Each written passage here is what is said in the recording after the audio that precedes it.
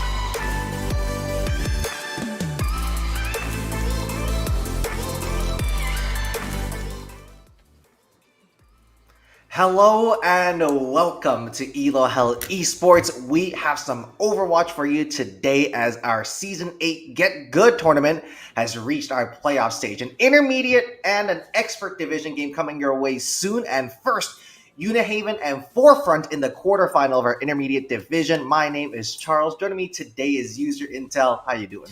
I'm doing absolutely amazing. I'm very excited to see both of these teams. They've gone such a long way since the start of GitGud NA, and they're only going to be moving further, but unfortunately, it's only one team at this moment. Yeah, Unihaven and Forefront Esports coming in looking very good in our winners bracket as Forefront came in as our second seed and I believe 3 won their way into this quarterfinal along with Unihaven who also defeated LSFC 3-1.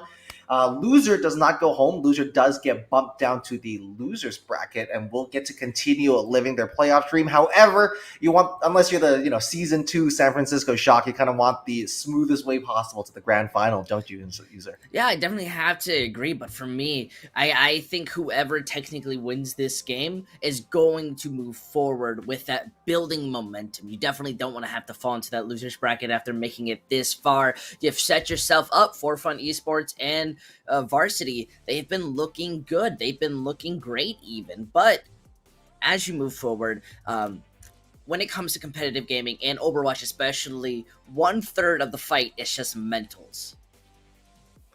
Yeah, exactly. And I think at this SR, it's a lot about being able to adapt and to not let the momentum get to you as the losing team, because we see a lot of times at this level when teams are spending this much time scrimming, especially like you mentioned, Unihaven are a university team, so these players get to spend a lot of time together.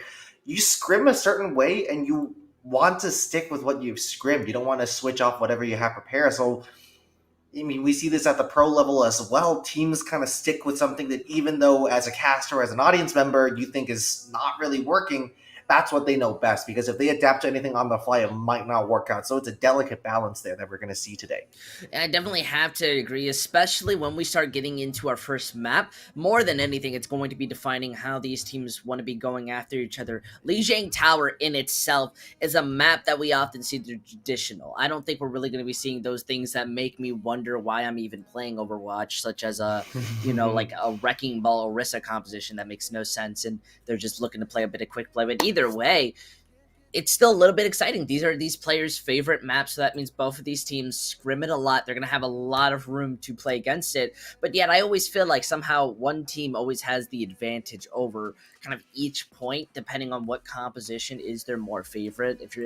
It's often the flip of the coin depending on which ones you get. Sometimes the Wrecking Ball team is going to win if they get Gardens first, because they've got that point advantage, and that means once they go to Night Market, they're going to be getting it, and vice versa. If it's Brawl, you get those other two maps, and it works out a little bit of here and there. So I'm very interested to see how these teams want to use Lijiang Tower to their advantage.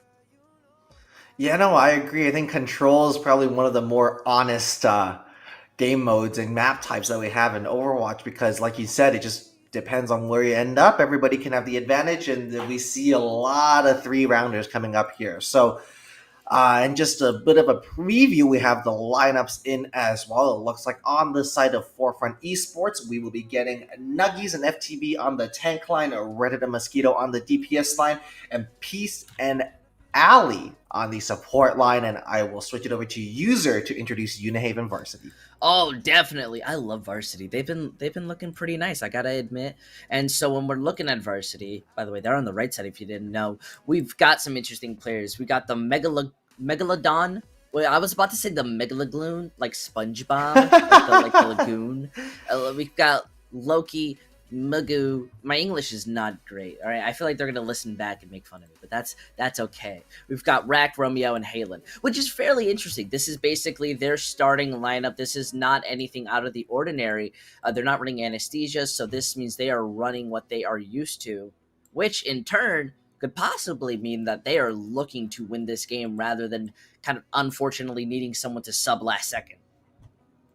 Yeah, no, they look very comfortable with this lineup as I believe we have readies coming through from both teams. We should be ready to go on Lijiang Tower at any second. I'm incredibly excited to watch how this plays out. A bit of a rainy day in Lijiang for any of those that have been to the Yangshuo area in real life. Yeah. It's like an hour's flight from where I grew up, so I've been a couple times. That's pretty typical of the area. Yeah, a little fun fact too, you don't see the rain unless you're playing at like high graphics on Overwatch. That's how you know who's playing on the low or not. But either way, we're seeing some pretty defining compositions. No Sim TP, which is very popular in this map and in this elo. Rather, they're going with a more mechanical composition, which is the Wrecking Ball Hog versus Wrecking Ball Diva. Two different styles of how you want to play this, but with Mosquito being onto that Sombra, it's going to leave them a lot of opportunities to be able to take this fight first, as long as Reddit takes control of the sky and protects them. Reddit getting chunked down really low already, but Forefront have very quickly forced their way onto the field, onto the control point. Taking damage from all sides now, though, as Megalodon peppering them with shots through that window, and nobody really able to get a sightline on that user. It's kind of a game of cat and mouse here, of just these DPS players playing hide and seek for a bit. They're definitely struggling to find each other first, but the fact that McNuggies is just being pushed down, and the Forest Resources is being put into shutting down Reddit, Varsity, they just have so much room to play this game. Yeah, Forefront had early control of the point, but as the point unlocked, Unihaven forced their way forward, and eventually, with this composition, was able to get the surrounds and get the positioning, and Forefront, with no barrier especially, had no idea where to lock, so they eventually have to give this up. Oh, great hook coming in from Nuggies, though, so that's a far out of the play from Unihaven, and Halen is not going to be available with their resurrection, given how close to spawn that happened to Forefront, so now Unihaven, after a great start on the defensive front, another great hook is going to come out, but a fantastic violation is going to mitigate any threat that Nuggies has, and the Hog hits the deck. Now look at that, they're already trying to struggle to move in. Varsity's composition is just very superior at this long-term sustain and just working as a unit, while Forefront kind of more relies on maybe one person making a mistake on Varsity, and then, you know, they can be able to move in. But as FTP gets antied, you have to wondering, what are you going to do to engage? You're building up this Nano, and you have the Hog really good at hooking, but you're relying on Reddit. Boy, well, Reddit is relied on the Nano Far is going to one-shot Romeo. The Diva Bomb comes out here. Can he get to safety? Reddit is in a bit of trouble here. Goes down with the barrage or not before getting two picks. Diva and Tracer out of contention here, but both the tanks on Unihaven have dumped their ultimates, and it is working out. It looks like Unihaven are going to hang on for a little bit longer, but the barrage into the whole Hog, that is not what I would have went with, sir.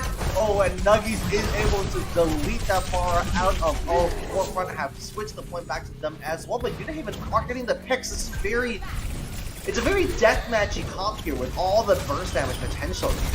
Oh no, see, it's exactly as I pointed. They put a lot of effort into Reddit just being able to one-shot and shut them down, but Varsity has a lot more utility when it comes to working together. When Forefront are split, that's when they're working best, but being all together in this one point against Varsity, who are focusing down single targets at a time, that means you're going to be losing these fights very quickly if you're not being able to get an immediate advantage like this. Oh no, Mosquito. Last fight territory coming up, and Forefront have to do it a player short, but they do pick up the Tracer before Beast goes down 91% to Nano Boost. Is going to be absolutely brutal, and now it is desperation hour as Forefront are just trickling onto the point, and they do get control, but Unihaven have the picks. But Nuggies seem to, with the help of the mines now, has cemented their presence on the field and on the payload. It doesn't look like Unihaven can challenge this any longer, and they do go for a soft reset for the time being.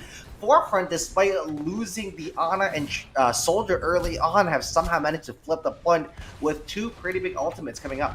My goodness, that fight was given to FTB's own mind, just because it doesn't allow Varsity to be able to go in and peel, especially with Loki being hit very early. Well, it gave them a bit of a struggle. Now Forefront, they have a lot of room just to be able to play around. You already see this kind of scuffle of a fight, but eventually they're not going to take it on directly to the point. Yeah, that's really tough. Oh, great! Diva Bomb picking up from Moga. The Celtics takes down 3. The Jets takes down a 3rd. Great work from Unihaven. I believe they lost Loki on Tracer early on here, but they were able to flip that with a fantastic Diva Bomb. They invested a lot of resources into shutting down Mosquito on the Soldier early on, and it looked like it didn't pay out until we had Mogu with different ideas. Unihaven take the lead 1-0 here in the GitGud tournament. I think it also just hurts when the fact that your own Pharah has been struggling to go up against that Diva Bomb. We've already seen it twice, and that's a bit unfortunate, I gotta admit. It's not often the Pharah is going to let themselves get hit, but that's kind of what gave them up. They lost their duo very early on. So when going in, they're basically going to be fighting over these server rooms.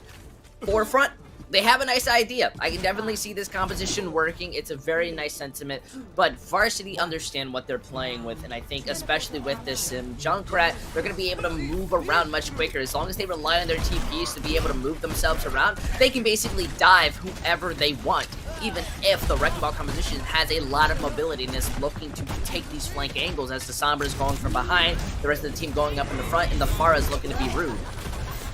Yeah, Lohi getting chunked down early on, but is going to survive that. We went from a mirror matchup to a very different style comp here as both teams lose a DPS early on. It looks like Forefront once again have gone to the point early, but you don't really want to fight on the point because this composition, you didn't even have all the brawl potential in the world. You're going up against a wall of pain. Junkrat, Rhyme, Sigma, so much bleed damage coming your way. Your best bet is to play split, but oh no, Ali clearly did not get that memo as the pin takes down the Mercy, as it looks like Unihaven with the Brawl comp here have established their dominance on point and have started to control progress.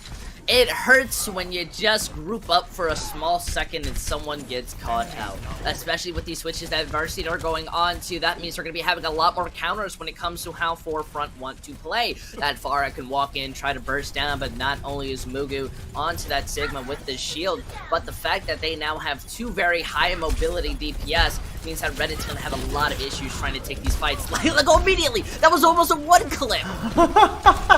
Yeah, Reddit running into a bit of trouble here, has the Mercy pocket of Ali to think. FTB though takes that room of the main source of healing on the side of Unihaven does go down, but not before letting the App Matrix out. So there are still reaches to fight with here. Halen only 10% away from the sound barrier as well. Mobile getting the Flux online. Are Unihaven going to invest ults? Forefront says it doesn't matter because we are, and Unihaven are going to start dropping. The Flux is invested eventually, but not before the point flips over and the main tank is down. Not quite sure if I agree with that decision as Mogu hits the deck as well. Already getting a double kill, and the Barrage is online now along with Anna's, Pieces, Nano here. Unihaven, I mean, I think that was a case of either use ults early or don't use ults at all, and Unihaven went for something in the middle, user. Yeah, they got a little angry. I think Varsity definitely wanted to use that ult so they can switch. They're now going on to the Wrecking Ball mirror. Hey, look at this Visor being used very early, but that's a bit unfortunate. Yeah, Reddit just has to hide here, but the beat now prompts Mogu to go for a very aggressive 1v2 here against the Pharmacy duo. Eventually does have to get out. Reddit now cleared with a bit of space with the Barrage still in tow. Baits out part of that Matrix. Does he go for it? The EMP comes through and the Barrage finds Romeo.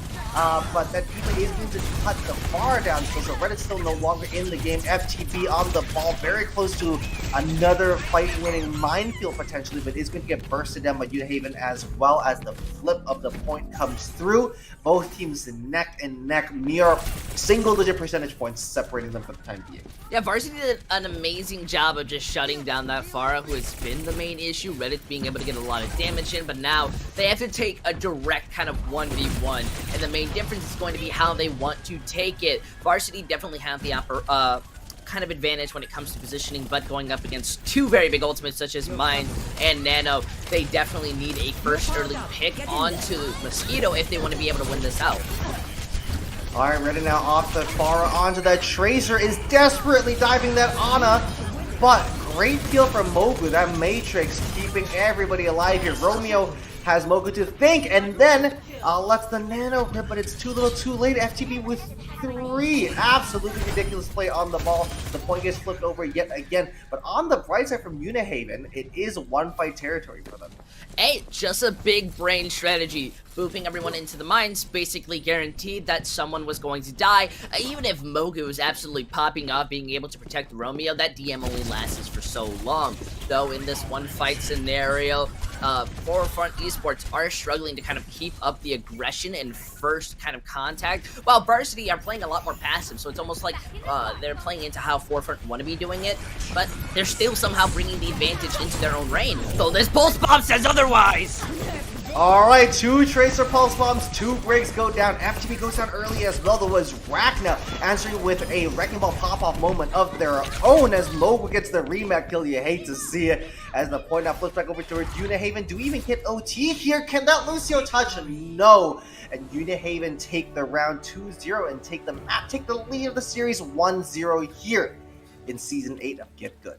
Man, it was very interesting. It almost felt like Varsity were playing passive, trying to force Forefront Esports to walk into them, but every time Forefront wanted to take the aggression, it was never at the right time. They were almost kind of, in a sense, passively playing that aggression. Also, that is a steal of the play of the game. Entirely toxic, and you'll be reported for that. Either way, when we saw them use that visor on last point, it was at a moment to where nobody was diving in. They weren't trying to overstay their welcome. And in a composition like that, where Varsity are going to be able to just peel for a second, they have Lucio. That means they're going to be able to just run into you. You're not going to be able to win that if you're not trying to get those early picks, if you're not using your ults early, and if you're not trying to stagger them. And I think that's eventually what we saw going on to those first 2 points.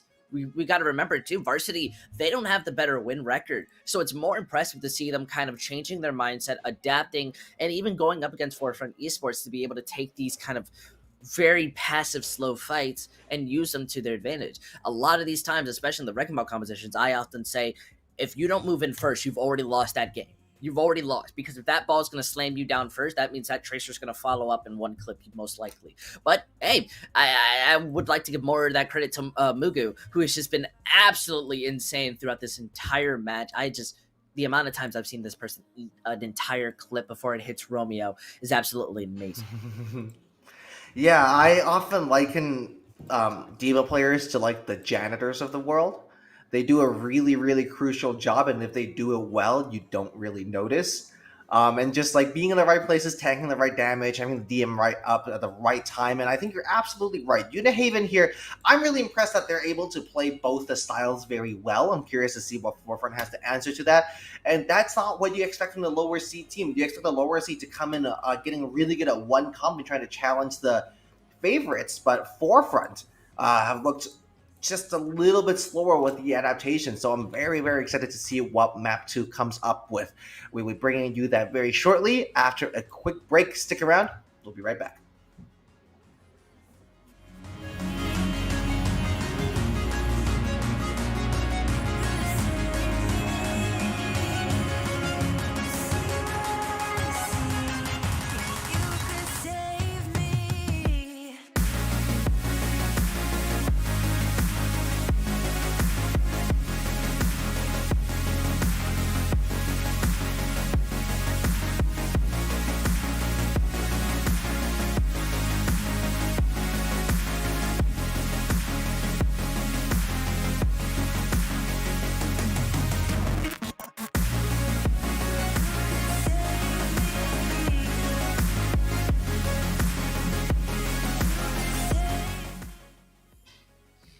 And we weren't kidding when we said just a short break, but User appears to have already been bored by the lack of... User, hello?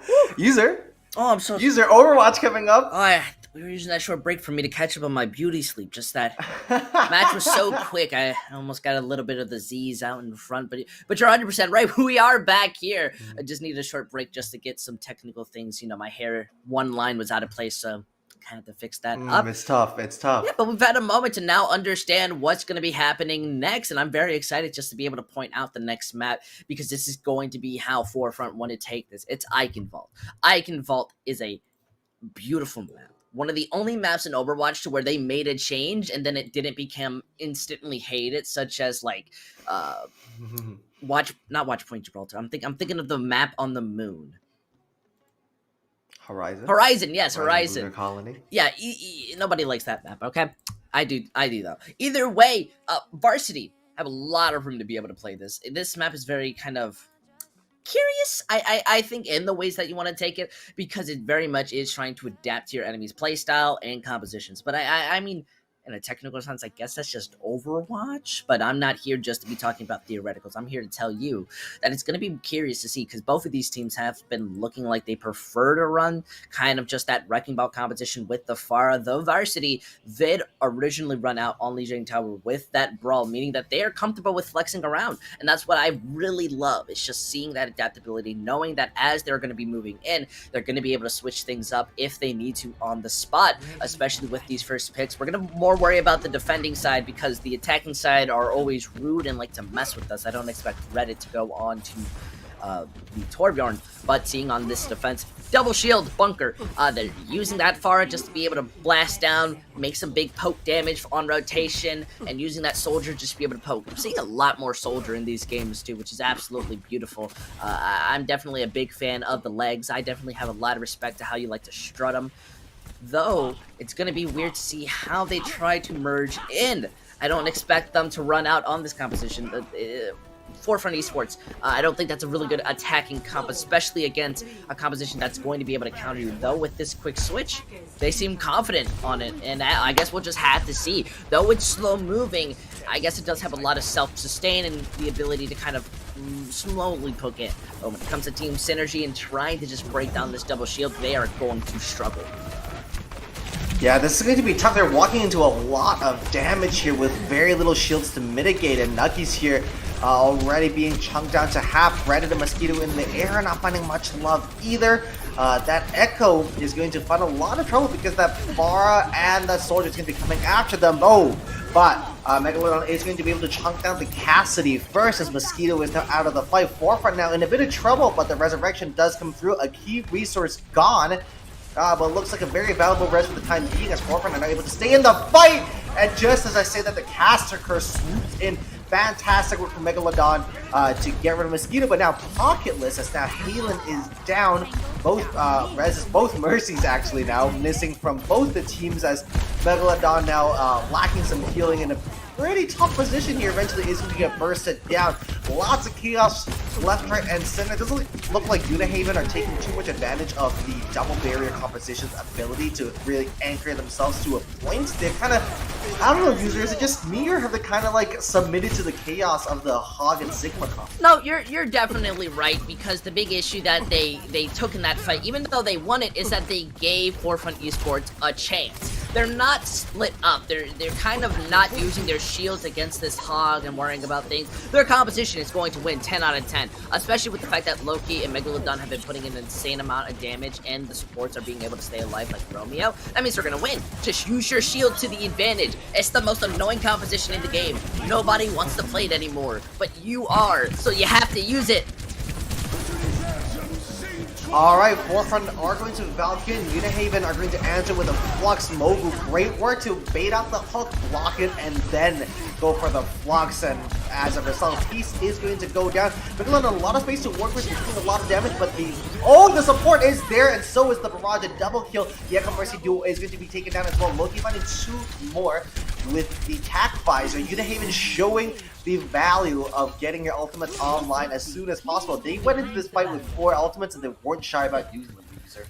They definitely felt more confident using those ults, knowing that they're going to be able to build them really fast, especially Megalodon, who should be building it basically every fight because it's just far and that's what they do. But look at that. It's a beautiful pick, and they're not being able to take these rotations. They're not being able to find these angles that they want, and it's a big weakness going into their composition. But with this Gravitic Flux and Copy coming up, they can take this fight early, though Rax Bongo is going to be slowing them down, which is very much the weakness of their comp. Yeah, that Bongo is going to be brutal. Like you said, double barrier compositions like to play as slow as possible, and now Loki has some pretty good sightlines, able to dump down damage to that backline. That Ana is in a bit of trouble. Great peel from the Hog to take that damage, and now Halen engages the Valkyrie in response to Romeo going down so close to an animation, but able to get it off in time. Unihaven all of a sudden look to be in a little bit of trouble here as they're forced towards the cottage with no ultimates to bank on. Forefront now looking healthier and healthier as Halen now struggling to solo heal the team on the Mercy. Nuggies now taking the advantage, stepping forward. Great whole Hog to deny that resurrection and to take down the immortality field as all that space created with that ultimate. And a fantastic hook. Romeo playing respawn simulator for the time being. Great work to mitigate any value of that amplification matrix. fantastic work from Nuggies on the Roadhog. It's incredibly unlucky to see Romeo get picked off first. Romeo's going to be able to sustain them for a very long time. But again, Varsity, I don't think you saw it, but at one point, the Sigma and the Orisa were looking down the same side angle, and so Hog came behind, said hi, and just bullied them, which is absolutely just a pressure that they kind of had there. Now, with them being onto the high ground, at least they're gonna have one single angle to watch out, even use that visor to be able to focus people down. But again, you need to be putting more pressure. Hog is going to be your biggest threat. I don't think Mosquito and Reddit are going to be able to do too much because you have your own counters to it, as, you know, my point says. But still, they need to worry more about how they're going to be using their own pieces to kind of take these fights. They've already got early staggers. Just continue doing that. Yeah, no, Loki here, having a bit of a day at the firing range. Great mechanics on this player here. Fantastic pull as well. Rack just pulling the Ana around the corner, and Peace is sent back into spawn, and without the Ana is how Nuggies is going to hit the deck hard as well. Great coordination there from Rack. Great pull, still one of the best team abilities to use in Overwatch despite the nerfs that came in a couple months ago, and now fake ultimates coming out on both sides, user. Ooh, Megalodon's already waiting to use this barrage. It's in a dirty spot too. We see one, we see two, and it pops. They don't know! They don't know! Okay, so you trade 2 for 1, but Romeo was able to take advantage of the chaos and take down Reddit as well. A 5-on-3 fight is going to be pretty straightforward here for Unihaven to take now. And, oh no, oh my goodness, Rack. Oh, that was so close to a Reddit moment. User, we almost saw the funny. Yeah, that's not how the hook works, alright? I've been hooked around those corners enough to know how it works, and now they're very much struggling. I'm more interested to see Makito using this Genji. I don't think Genji's going to be helping very much. We already see Genji, deflects is not going to be working. And again, we're seeing an amazing job of Rack being able to watch the backline. Now the Gorilla Flux, this is going to be a big opener, just having them on half health. Anyone who comes through that big choke in the middle house, castle, is going to be hit with so much damage. Oh my goodness. Okay, so the counter flux is going to come out as well, and the whole hog goes straight into Mogu's hands, but that damage mitigation was not enough, as Forefront against all odds have somehow managed to create a slight opening, but just as I say that, Loki is going to pop up again, the tack visor online as well. Then again, with Loki's mechanics, you're not sure if the tack visor is actually going to make a difference. We're now closing an OT, and Reddit now switching over onto duping the Orisa is going to be a big game changer here, creating a bit of an anchor point as well as some big bongos for the team to feast on. Mogu is going to take down the Genji here, as Mosquito not finding too much value on that hero, as the ball get knocked off the map. Okay, the slam is able to get them back up, but it's now full stall territory for Forefront, as Unihaven now looking very, very solid. Another fantastic pull coming out here. So much damage raising up from Megalodon. So close to another barrage as well. It's just stall o'clock now. Unihaven have put out a masterclass defensive display after some, a bit of a, shall we say, rocky start on point A. Street space have been so incredibly clean. My goodness, that payload really only got that far was because Varsity let them. Varsity got hit with a little bit more poke from the Echo, who's just flying, you know, just being like a little rat, as I'd like to say. And, well, it got them shut, and it kind of just let them move that payload a little longer. Either way, Varsity's composition, they played it to his strength, while Forefront tried to put a lot of pressure onto flanking and enabling their own Roadhog to kind of hook somebody and kill. The big issue that comes into is the fact that they are hiding on top of a castle. And I don't know if you've ever, like, tried to siege, you know, a castle before. I don't think we've lived in that medieval timeline since, you know, like, the 1800s. But it is very difficult. And you're not going to be able to just walk up the stairs and say, whoa, would you mind if I hit you? No! You gotta be more passive, more aggressive about it. Or at least switch things up. If you have an Echo, right now run the Pharah. They are running a soldier, meaning they're going to counter you no matter what, but at least you have those concussion blasts to be able to boot them up. CC is by far the most annoying thing to go up against double shield, and with Forefront now running it, they're going to be switching kind of to that Pharah. So it's a similar thing what we saw Varsity run, but here's the thing.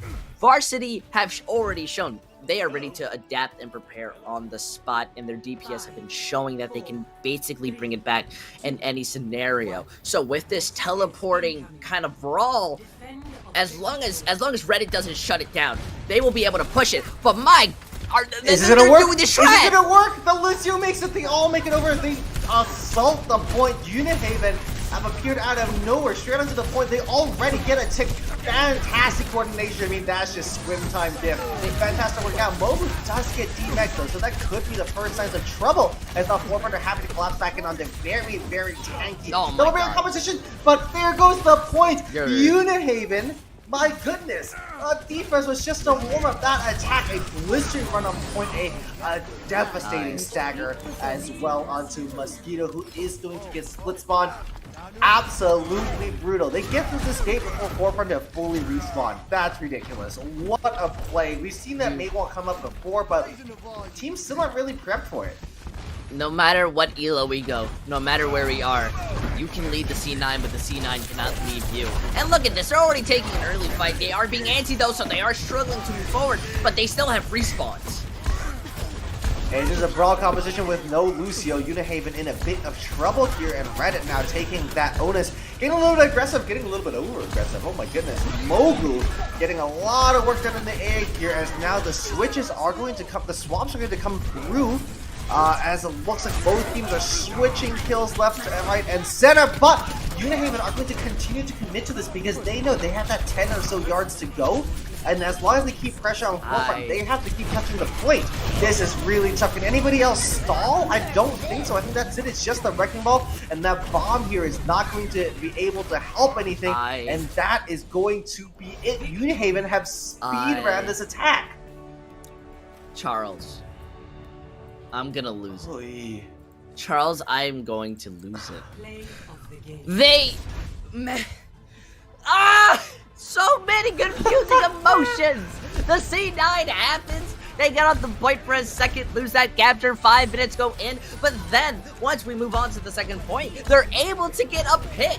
They're able to find an opening. And then Megalodon. Let me take off my glasses for this so you can see my emotions. And I'm going to move my hair back so the forehead comes out. Megalodon was looking for a barrage, but hesitated. And that's what cost them everything.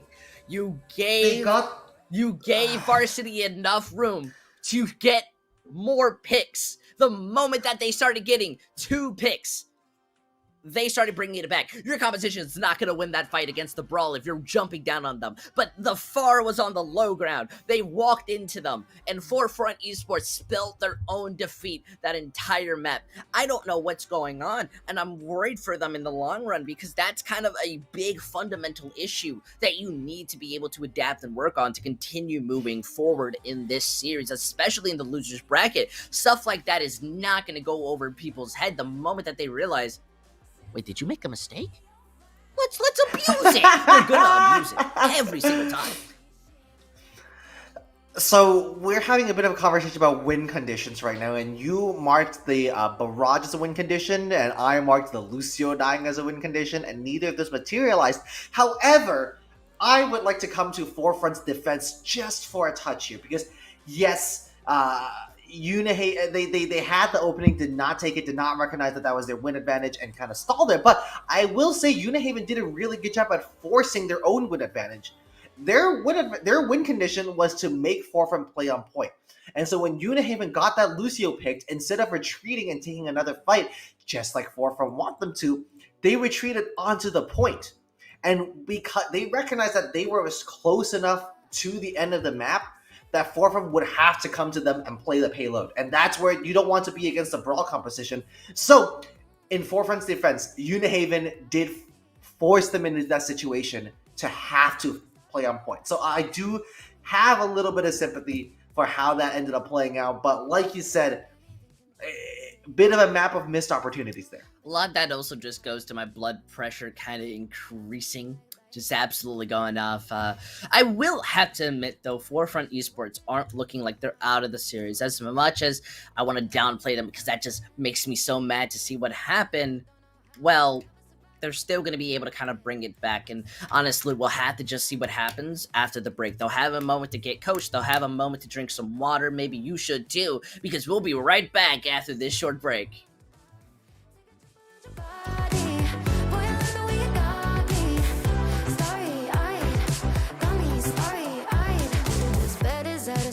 Just keep painting constellations. You cover me in glitter till I'm shining bright. I never wanna leave the sky. The way you made me feel alive. I was in the dark and baby you're the light.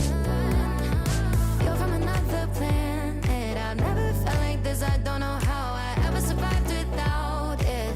I'm starry-eyed. Got me upside down, spinning around you.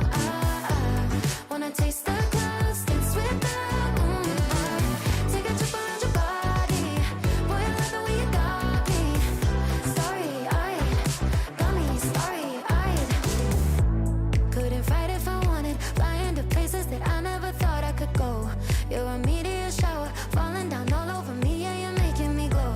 Couldn't fight if I wanted. Flying to places that I never thought I could go. Starry-eyed, got me starry-eyed. Got me upside down, spinning around you. Wanna taste the clouds, dance with the moonlight. Take a trip around your body. Boy, I love the way you got me. Starry-eyed, got me starry-eyed. Got me upside down, spinning around you. Wanna taste the clouds, dance with the moonlight. Take a trip around your body. Boy, I love the way you got me. Starry-eyed, got me starry-eyed. Got me upside down, spinning around you. Wanna taste the clouds, dance with the moonlight. Take a trip around your body. Boy, I love the way you got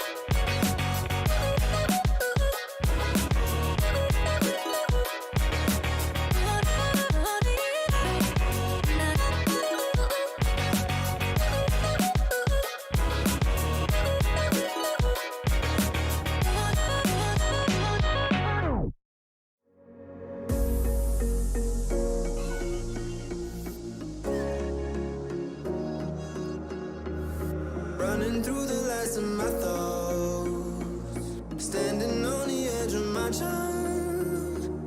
Everything I know will be gone in a minute, and that's alright.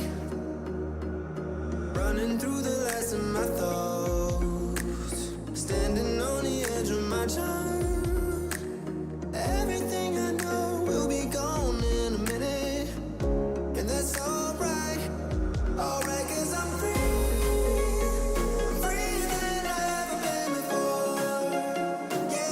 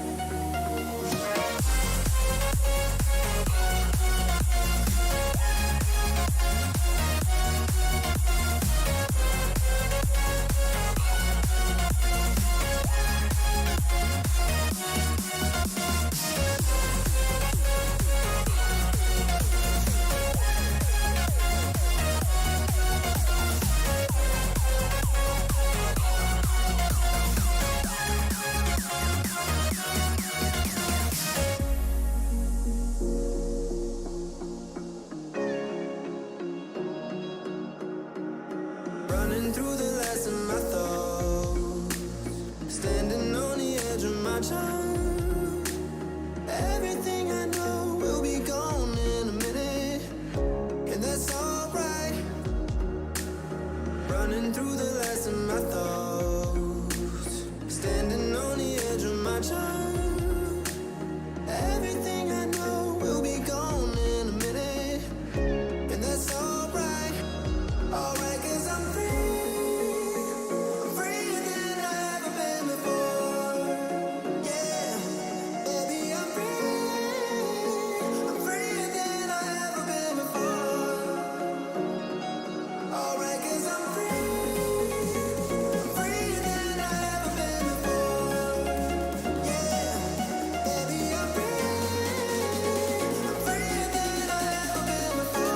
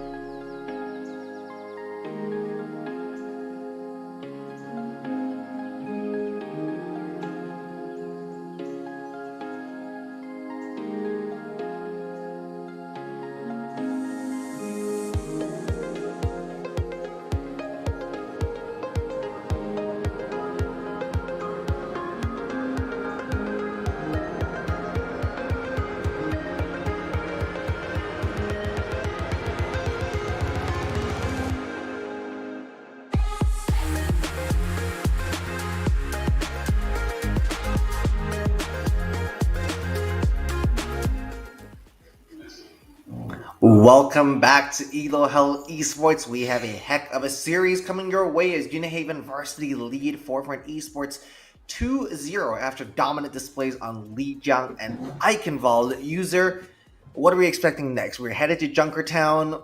Some Widow play? What you got in mind? Oh man, Junkertown as a map. What can I say about it other than how famous it is for the double sniper composition? But I don't think we should be expecting too much out of it. A lot of these teams, especially in the intermediate, they're not really favoring it. I mean, sometimes we are seeing it being used maybe only on first point, then second point. It gets weaker as you continue going on, and that's just kind of the fundamental of how Junkertown works. But more than anything, I think this is where we see Forefront starting to get back any kind of momentum that they've been looking for, especially since we saw them on Eichenwald first attack. They ran something very weird. Although that weird comp looks very good on Junkertown, and I'm very excited to see how this is going to work. I would really appreciate if this did not go to 3-0, because Forefront have gone very far in this series, this far, to just lose that easily, you know? So I'm very much expecting to see a lot more of these Wrecking Ball Hog compositions. But on the other side, I think Varsity, they're going to be running what they are typical to. If they're not running that Wrecking Ball Sigma, they're running that double shield.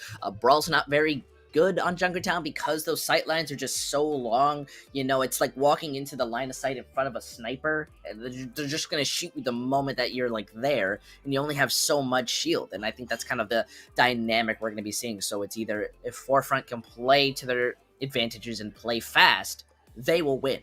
They can do this. But if they let Varsity just play the game, you know, just like your lights turning off, it's going to be a little confusing.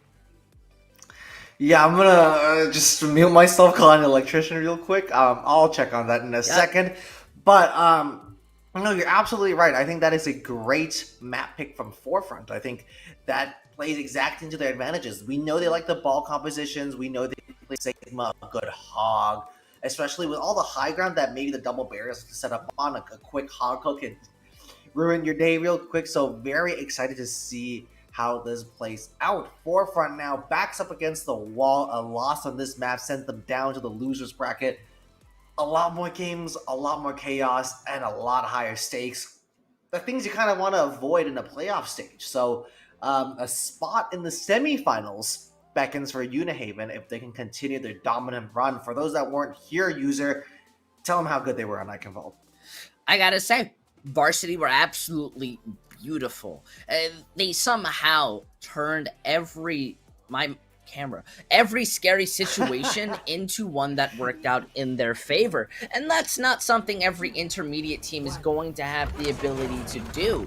Though moving out, Forefront Esports, they seem to want to be more comfortable. They're running out on that double shield, but Varsity, they've been able to adapt. I'm not too scared to see how they're going to be playing this, especially with that Alright, you take over. Alright, well, that's the big... I was just going to question why they didn't choose to go with a ball composition, but it looks like Mosquito says comps don't matter. I just swap Widow and get headshots. Great shot there. Reddit here getting a lot of the attention out of Mogu. And if your shield's focused on that Hanzo, I got bad news for you, buddy. That Widow's gonna tear your backline to shreds. Definitely have to agree. Look at that, already making so much space off of that first pick, and then the second one.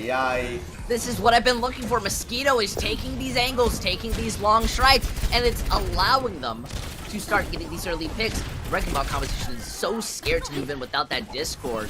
Though with this pressure onto Mosquito, this may lead to a slower push. Yeah, finally, about, you know, a whole minute onto the map, they finally decide that focusing Mosquito might be a good idea, but as one Sniper gets focused, the other one pops off as Reddit gets another pick. Unihaven don't have anything to deal with this pressure for the time being. Now it's the Tracer of Megalodon desperately trying to hold on and contest it, but I think that's going to be it for point A. A great attack from Unihaven. For Forefront off the back of some great performances on their snipers that finally, for the first time this map, we're going to see it definitely DPS to go. Really good and early push. The DPS gave Mosquito a lot of room to just go on those flanks and basically feel confident. Sure, Loki is going to be having that EMP, which can signify an end to these fights, but I really don't expect them to kind of slow down on this momentum. The double shield still works very well because it's going to be harder for that Wrecking Ball rack to try and escape these fights. And unless we see Varsity move in first, they're not really going to take much. They're already down one in these fights, so this EMP has to be something special. Yeah, Mosquito popping the sights means that the EMP is going to have to be delayed. It's going to be very easy to cancel that if you can see where it's coming from. And Loki, yep, decides not to go for it, just need to wait it out, but Mosquito is going to find another pick in the process. And all for Reddit, already the Dragons ready, just taking this great angle here, and now Forefront are going to press an advantage, continue and push aggressively for that team wipe. And now the EMP, if it comes at all, will have to come at the very end of point B, which is not where you want to be taking these fights. And I don't know if a contestant can be available at all. Loki now onto the point. Oh my god, don't EMP. Please don't EMP. Yep, okay, Loki gets out of there alive, but oh no. Loki plays a translocator right outside the point. Well, Varsity are now kind of getting a little bit too confident with the way that they are taking these engagements. They're now finally switching things up. They're now in a small type of mirror, but even then, they are not paying attention to the people who have been shutting them down every fight. Oh my goodness! And while they're moving in, look at that. Hanzo's just Reddit's really able to like escape. A Reinhardt! Okay, Rack eventually does go down. Another death in a long string of suffering for Unihaven. That eventually they clap back with the EMP. FTV does go down because Forefront, I believe, both supports were caught out there. No escape ability for the Mercy and no Immortality field ready for a piece. But speaking of defensive ults, Romeo with the trans. I don't know if I missed something there, user, so correct me if I'm wrong. I personally did not see a threat onto that Zen, and if you get 3 picks there already, if your Zen gets traded out, I don't quite know what that was for, if you didn't like me on Mosquito had shot Romeo a little and kind of pressured them into using it. Romeo doesn't want to end up dying and being the reason why they lose this fight, but now they don't have that really big ultimate for what's about to happen next. Reddit is already set up, prepared to use these dragons, and they're just going to be standing on top of that high ground. Look how much they are pushing in on the side of Forefront, and they're not really being punished. This is why they're working out so well, especially with this Falcon Dragons. Oi, Dragon Strike comes out. Hello, Dragons. Bye-bye, high ground. Great work here. 3 picks here as Ali. Well, Ali's on a bit of a tear. She gets 2 here as a Mosquito is going to get taken down, but the res is there. A double kill plus the resurrection. I don't care what happens at the end of the map. That's my play of the game. And now Rack is being pressured so brutally. Oh my goodness, this payload's not gonna stop, is it? They have 3 more ults on the side of Forefront. The sights have been popped. Bob is now going to be committed. A great flux catches basically the whole team. FTB does not get it canceled and forces the immortality field out as well. Eventually, is going to pay for your sins, but it's looking really tough. Full stall territory now, but on the bright side, looks like Udahaven are going to be able to shoot out of an amp matrix, and that eventually is going to pay off. That pressure eventually boils over. Forefront do have to back up after a really, really good push. It looked very promising for a bit, but then Peace was not able to use that immortality field to mitigate a lot of the damage coming out from the Flux. But Halen was then able to use the amplification matrix to keep everybody alive and to make sure Megalodon was a huge threat from the backline and was able to challenge Mosquito on the Widow, who now switched over to the Cowboy. Cassidy now on the field to play. I gotta admit, Moga's been impressing me the more and more I see them play. They're being able to win these fights, especially build up this Rubidic Flux, which is going to be able to help. But as long as they shut down the DPS, they can win it out. And they're not touching the payload, but now it's last second. Alright, another great dragon is going to come out, and Romeo is going to go down. Unahaven are running out of options here as Reddit now running Rampage on the point. A Hanzo that's not afraid to brawl, get some melee damage in. Fantastic work. A little bit of, some hiccups here and there, but overall, a fantastic attack run from Forefront. Not the worst type of snowball, but it's not the best either. They definitely could have, in a better scenario, been able to push that all the way, cap 3 minutes, and, maybe make a bread sandwich or something. I don't know what a bread sandwich is, if that's just 3 different types of bread swished in together, and I don't know, that's all called Subway or maybe. Either way, that was a lot better for Forefront Esports. I loved seeing that initiative coming out of them, especially from Mosquito, who just showed up and basically put everything into high gear. But not to let Reddit kind of slow down a little. Those two were very much the reasons why that payload was able to move as far as it did. The reason is because they played forward. They played forward and they were taking picks. They were never at the same angle, so we often saw Varsity, which was an issue we saw back on Eichenwald, not kind of using those 2 shields against those 2 angles. They're focused down on the same line, so we're obviously going to see Mosquito end up getting those headshots, and then Reddit's going to be able to get that poke damage in. Altogether and Pecan, they don't really have to worry about anything. They just have to keep their tanks up. At times, yes, your supports, but that's basically how you're going to move forward. I want to see Varsity kind of adapting to this. Either slow them down or you take the initiative. Because now you have a minute kind of time bank to try to beat if you want to be able to kind of push this payload in. Yeah, and we see once again the attack Widow defense Ashe duel coming out. Mosquito is not going to have a pocket, but that's not going to matter. A quick double tap is going to take a low piece out. So now the onus is on Megalodon and the Hanzo to get a lot of this damage in. A great pull coming out from Nuggies here is going to spell a little bit of trouble, but another pull answering of their own. Rack there. Both these Orisas showing off that main tank Orisa players do have some mechanics to fall back on, and a bit of an Orisa dip here as Rack gets caught out. Unahaven are going to have to slow their attack down just a touch here, as they're now without their anchor tank.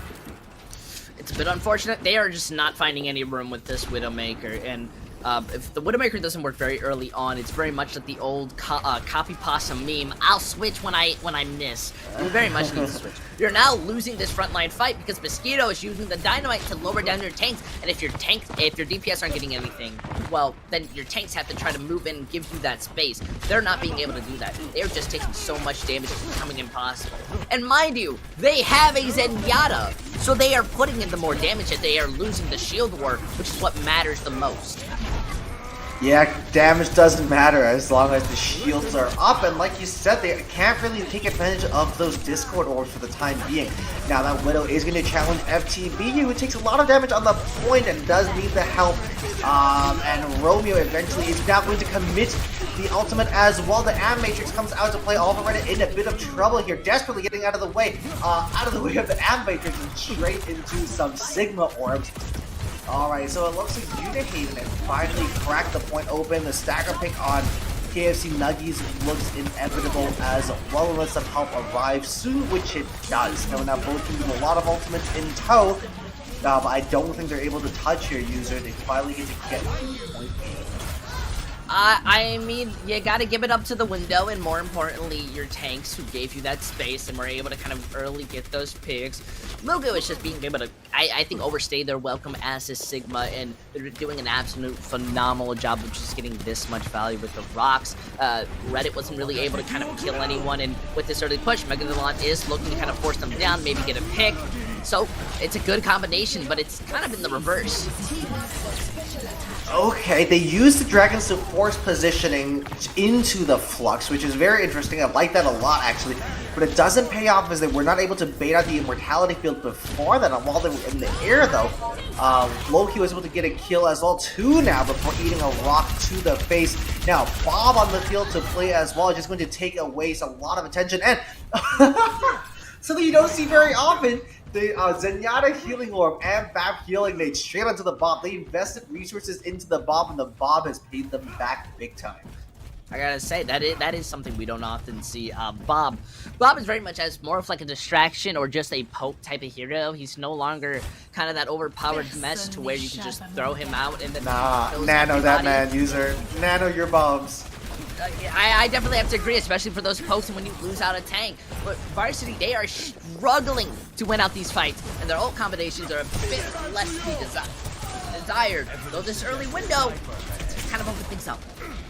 I love FTB's positioning here, as well as the distraction there just into buying Megalodon.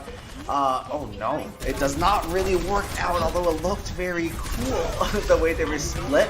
Megalodon getting 2 here kind of mitigates any distraction value that FTB was able to create, and now Unihaven running the point forward. I don't think Forefront are going to be able to touch 4 minutes now to try to finish this off. Remember, Forefront at a 1:59 time bank, and Unihaven might struggle to beat it, but definitely have an opportunity to match it. Hey, looking nice. I definitely like to see what I like to see. More than anything, it was just that early push and kind of ultimate usage that really helped them out. The window has been very much a succeeding factor. Their focus fire is sometimes very good, but it's only going to get harder as they move forward, especially with this Gravitic Flux catching up their Sigma. If one goes down, they're going to struggle to kind of keep up their pace. Alright, it's a Dragon traded for a Flux, and no picks coming out until Rack goes down here. That immortality field so crucial in keeping Forefront alive. He's getting so much work done. Now Flux coming out from Mogu as well. Bait that immortality field done, and your tanks are in trouble. The Transcendence is going to come out from Halen as well. Absolute chaos on the point. Reddit lets the Dragons rip, and the hands are up from Mogu, but I don't think that's going to do much against Spiritual Dragons, as now that tank line is going to crumble. Forefront Esports are going to gain some control, and the way you have to enter the point for this fight here, the sightlines do not lend well to the attacking team. Forefront did a very good job choosing the time they did with that engagement, and winning the fight here means that Unihaven are going to have to expend a lot of resources, even just to enter the arena. This scenario for me is looking extremely familiar to back in the inaugural season of London Spitfire versus Philadelphia Fusions, and just the fact that how hard it is for this double shield to kind of break through in the third point against a countering double shield. Because the defensive against the Hanzo too, if you want to call back to that series. Yeah, the Hanzo is going to be winning out these fights more often than not, but more than that, your Widowmaker is getting a lot less value. Except for that! Widowmaker value! The Massacre strikes again! Rack and Loki now rip this point over. Unihaven now on the winning stretch. One more fight to get to bring this home. The Discord Orb headshot combo is unequal here as Loki and Uni. Listen, you are a lovely caster, but you are not about the caster curse. You know, Widowmaker value, my goodness. I create the content on here, and I refuse to be put on as a meme. But look at this. They are not stopping the fight. They want to kind of end this before it even starts. Yeah, no, they're racking the pressure up here, and Loki with a sight means that Forefront can't really poke here and can't really peek around the corner to pressure the tank line of Unihaven. They need to push things forward.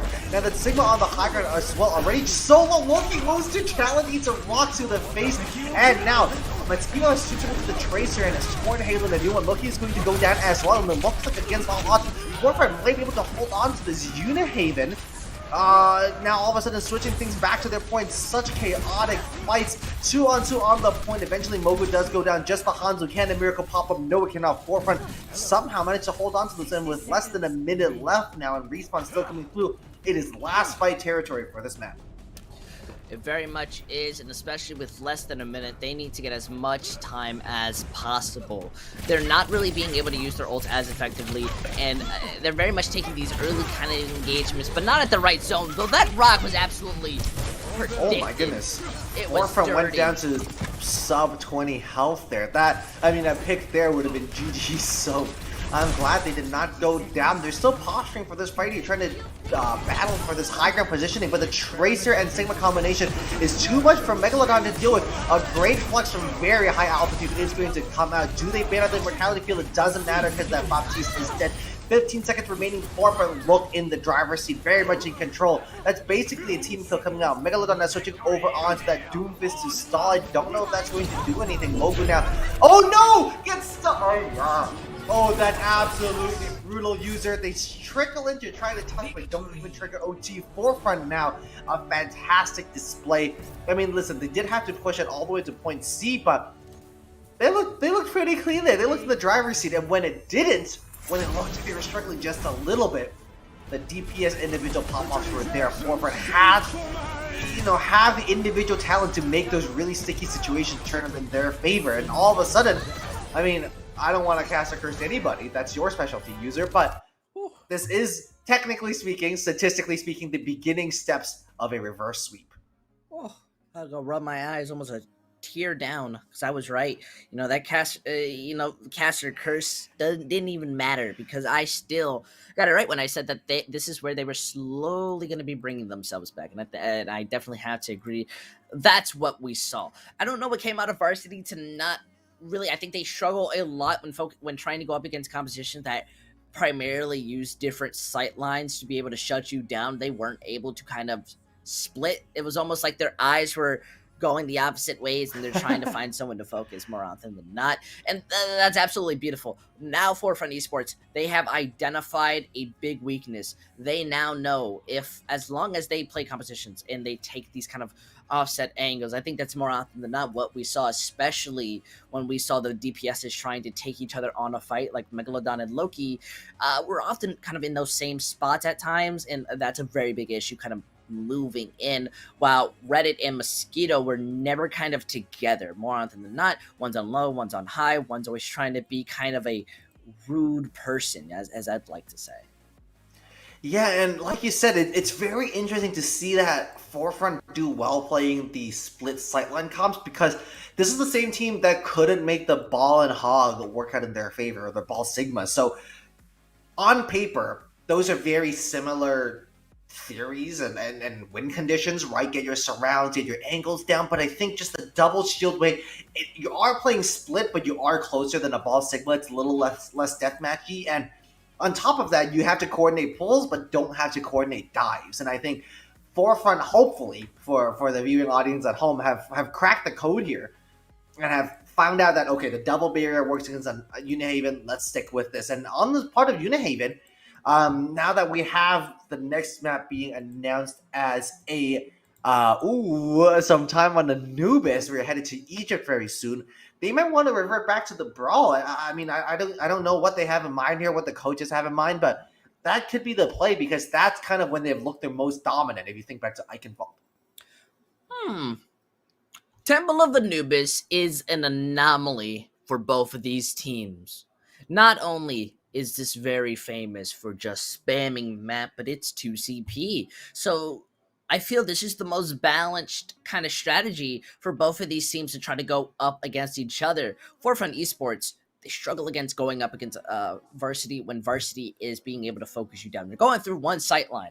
You are going to be shot down if you are not taking quick rotations, especially if you're playing a Wrecking Ball or if you're going with that double shield. It can be a furthering issue, while Forefront can still take those angles and have those opportunities and kind of coordinate dives if they choose to play that kind of composition, which Varsity have very much struggled to kind of beat against. I definitely think this goes down to how both teams take their engagements.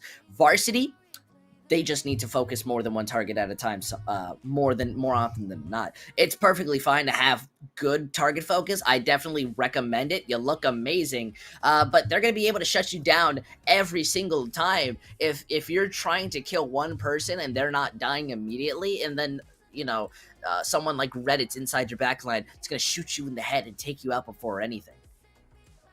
Yeah, and I think a key there will be the team's ability to handle spam. And like you said, we saw these teams struggle with shield management a little bit, especially coming into maps 1 and 2. So it will be very exciting to see if they have ironed out those issues. As just a short, okay, looks like we're going in very soon, so some Anubis coming out.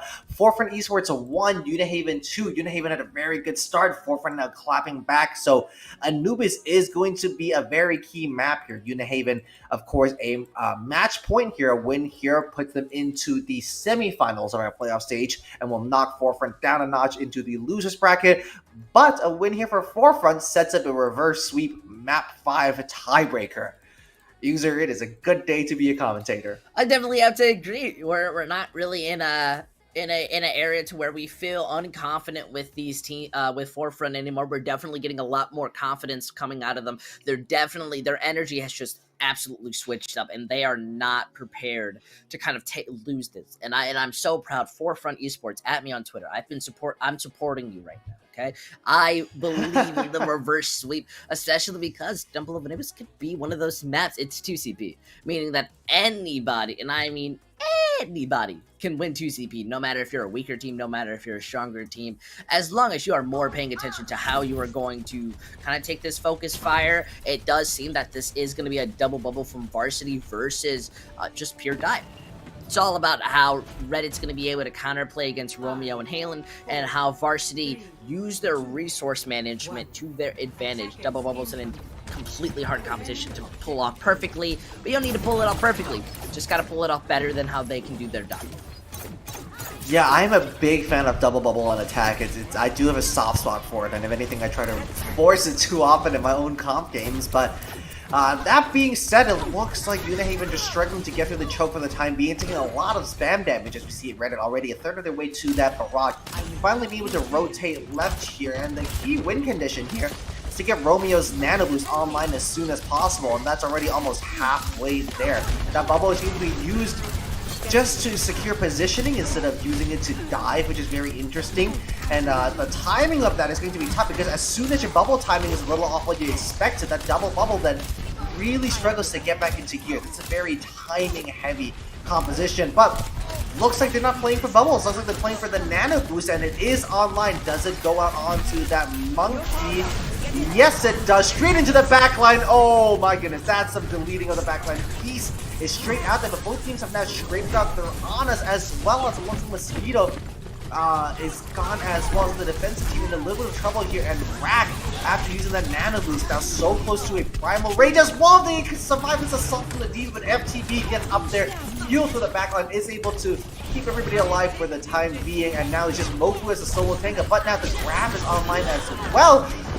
And the personal bubble does not go off in time. We'll get first down. Reddit now trades out for that elimination as well. Great heal on the break to make sure Romeo stays alive there, as Kayla makes sure Nuggies does not get mud right on the backline. And Nuggies in a bit of trouble, gets slugged through Primal, gets woken up, gets stunned, gets purpled. Oh my goodness, that is a main tank experience in full user. Now Reddit getting the kill onto Romeo means that we're not going to get to build more progress onto that Nano Boost, but I don't know if that's going to matter, because look at how many check marks are online. It's almost made a big mistake. Forgot I muted my mic for a second just to kind of breathe. I was reacting now massively. Though this rally's going to give them a lot of sustain. They're ready to take the early fight. They just want to shut down anyone as possible, but losing out that brig, it hurts. Yeah, especially right after you hit that primal, but that's going to be really tough. And now it looks like, oh no, they're just all hanging out around this sleeping monkey. Then the grab's going to come in as well. That Zarya is glowing like a highlighter. That means it's high charge. 2 picks for the Zarya. And now Megalodon getting the kill on the Nuggies as well. Unihaven are looking on the up and up. 2 ticks secured. Can anybody else touch and stall this out? Mosquito is the only one that's remotely close to the point, but now retreating further and further back. Mosquito, you're just staggering yourself, boy. And now we do go down 4 minutes and 10 seconds on this attack from point B. Very healthy indeed, but we all know the stall potential of Anubis when we come down to point B. User. Yeah, I think I was wrong. The biggest weakness when it comes to 2CP is just throwing out every ultimate that you have in your pocket and then rebuilding it for the next fight. They are going to be taking a lot of poke, and well, Reddit's going to shut them down before I can even continue talking. But that's a good way to kind of slow down this push. Varsity used a lot of ultimates, meaning that they are looking to save up for that ult combo, maybe a pulse grab, maybe that copy. A lot of things can work into their favor. But as long as Forefront kind of switch things up, if Mosquito goes in early, uses that pulse bomb before they're even able to take that engagement and kill that Brig, kill Romeo, somebody, you're going to be able to win every fight. It's just all about kind of that confidence in yourself to be able to do so. Yeah, now we see these two teams relatively even on ultimates, and like you said, 2CP is really about building that bank and then shading that bank properly. I'm not quite sure. Maybe, if anything, Unihaven might go for a dry push here. Now, Loki on the left flank is going to commit the nano boost, and that Pharah is in trouble. Almost gets bursted down, but the picks are going the other way instead. Megalodon with 2 now. It's now just a man advantage on the side of Unihaven, but I don't know if that's going to be enough with 2CP because the stall potential is just so absolutely massive. That Diva is now so low, but Megalodon is going to get absolutely trampled by Nuggies on the Winston with the Primal. Now you're going to invest in Edward, not any no takes on the. That's going to be pretty tough, but now 4 more ultimates coming online. Halen's not far away from the rally as well. Forefront are just protect for defense. Very much a monkey moment. Nuggies, which is able to boop everyone around Varsity, weren't able to kind of play together. They were looking so uncomfortable. Though they managed to build up these ults, they are going to be getting hit with this barrage, which has continuous to be their biggest weakness, just as this moment. That bubble's the only thing that saved them. They are looking for that early pick. The nano also misses, I think, for a tiny bit, but we'll have to see how this fight takes place. Alright, Rack is going to commit this ultimate. KFC is going to get bursted down, so a main tank advantage being established on point. Reddit now hiding here. The barrage is going to come. Is there anything to mitigate it? Not really. The bubbles don't really arrive on time. Mogu gets a double while we're at it, so that might have been enough. The barrage might not have stopped the attack. And Reddit does go down as well. The Pulse Bomb connects, but not in time. Ali goes down to a bomb as well. Nuggies the kill onto Wreck. Absolute chaos. Peace and Megalodon with the kill of Peace as well. Mo gets bursted down, going down with the graph. That graph never came out, and neither did the rally. I'm surprised Unihaven did not go for a more out-and-out commitment onto that fight. I definitely have to agree, but respawns matter, and I think they recognize that they lost that.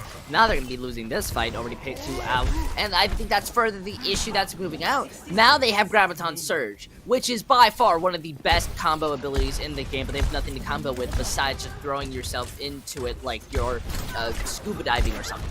So now the it classic becomes grab primary combo, primary fire combo is gonna be okay. It becomes a fight of FTP versus Mogu and how they're taking it. They also need cleaner engagement if they want to be able to win this early, because losing out your Echo, that hurts. Oh, that's absolutely enormous. Monkey see, monkey do, monkey primal all over you. Hela now with the rally up, but Unihaven are now stuck in this very, very awkward position. Not only are they not all indoors, they're just so ready to eat cleave damage, but that grab comes to a clutch moment from Mogu. But all for Reddit here, very sneaky, is able to take down Loki. Cassidy did not have that flashback on cooldown. Is going to get slept out of it, but is going to get out of it alive as well. And now might be into stall mode as Megalodon gets a double kill. Mosquito taking out Romeo means that a lot of burst healing is no longer going to be available. Now Halen on the break is under a lot of pressure as well. The support line of Unihaven, I'm in a bit of trouble here, but eventually Halen is going to win out and take that Tracer out. That break is now all of a sudden looking very safe. And, oh, great whip shot to deny the resurrection as well. Don't ever tell me Break does not need mechanics. and great work from Haven. Listen, with 4 minutes to finish it in OT, that's the classic 2CP experience. Listen, alright, I'll be real with you. So a while back ago, GitGud released the video with a coach named Diwadi. Diwadi is a coach within the Tier 2 scene, Tier 3 a little bit, got to help with Shoe Money Crew and other places, and I got to talk to him for a bit. Definitely a good friend of mine, and he's working on a video right now about how Brig is very complex and how Brig is one of the most misunderstood characters. And I think that's a beautiful moment that he would have said. Perfect example. Not only is positioning matter a lot to how you play Brig, but those whip shots. If you miss a whip shot, you are not playing Brig right.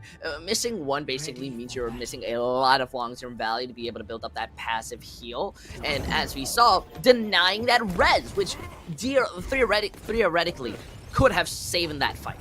I can't say 100% sure because, you know, I'm not like Elon Musk. I'm not sitting here looking at problematics. I'm looking at the facts here, and the fact is they capped 2 points, no time.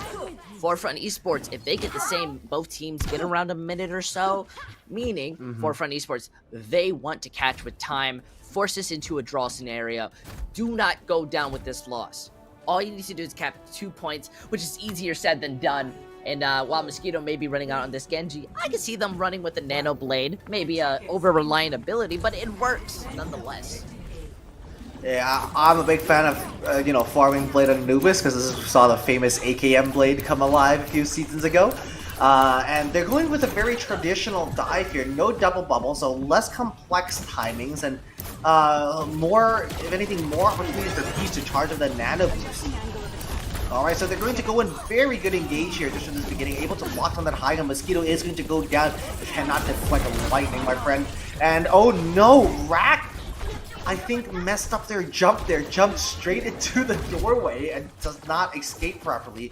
And so both teams missing one, but of course Forefront with the better spawns and the earlier death, Mosquito is going to be back in the fight now, and they are going to engage with this 6-on-5 in this fight. Already taking it early, they finally managed to open themselves up, and Varsity is, leaving their own supports to die. That's not going to be looking good. Yeah, really good work from Forefront here, carving them open, and Megalodon taking so much damage, but with that attention means space for the rest of your team, but oh no, Rack here is going to pop off all of a sudden. The tank lens trading 2 kills apiece, and Loki now in a bit of like, can you deny that res? No, you can't, because that Valve movement is too great. Peace now taking so much damage, and that Mercy Pocket is gone, but Peace still managed to stay alive with a nade. Oh my goodness, that's a game of sustain, and that Forefront support line somehow managed to stay alive. And now, after one and a half fights, Forefront are going to be able to lock this attack down. They have an extra minute and 10 seconds to secure point B compared to Unihaven's attack run, and now they have the Nano Blade online as well. Mosquito just to farm up 3 more %, making sure they don't die in the process. Bit interesting. They allow their supports to die very early. That means they were going to lose it. They can no longer make these mistakes, especially with the Nano Blade here we trying to make something happen. Suns out, Blades out, straight into the backline. That break gets cut down. No shield fast necessary. And now that Nano Cassidy. Oh no, that flashback damage is too much. Mosquito is going to go down, only catching 1 with the Nano, but that's an ability that's going to bring us to farm, and that does not come out to anything. Unihaven now on the defense, getting 4 kills. Fantastic work, able to kite that Blade, and despite that break going down early, they're able to cut down the Genji, mitigate all that damage, and answer back with eliminations of their own. Now, they are still at an ultimate deficit. However, the fact that they survived at all, props there to the team coordination there. They have around over 4 minutes, and it's very hard. 2CP is one of those kind of uphill battles that you'll continue to, so I want to see Varsity being more consistent, but that dive, no, Romeo!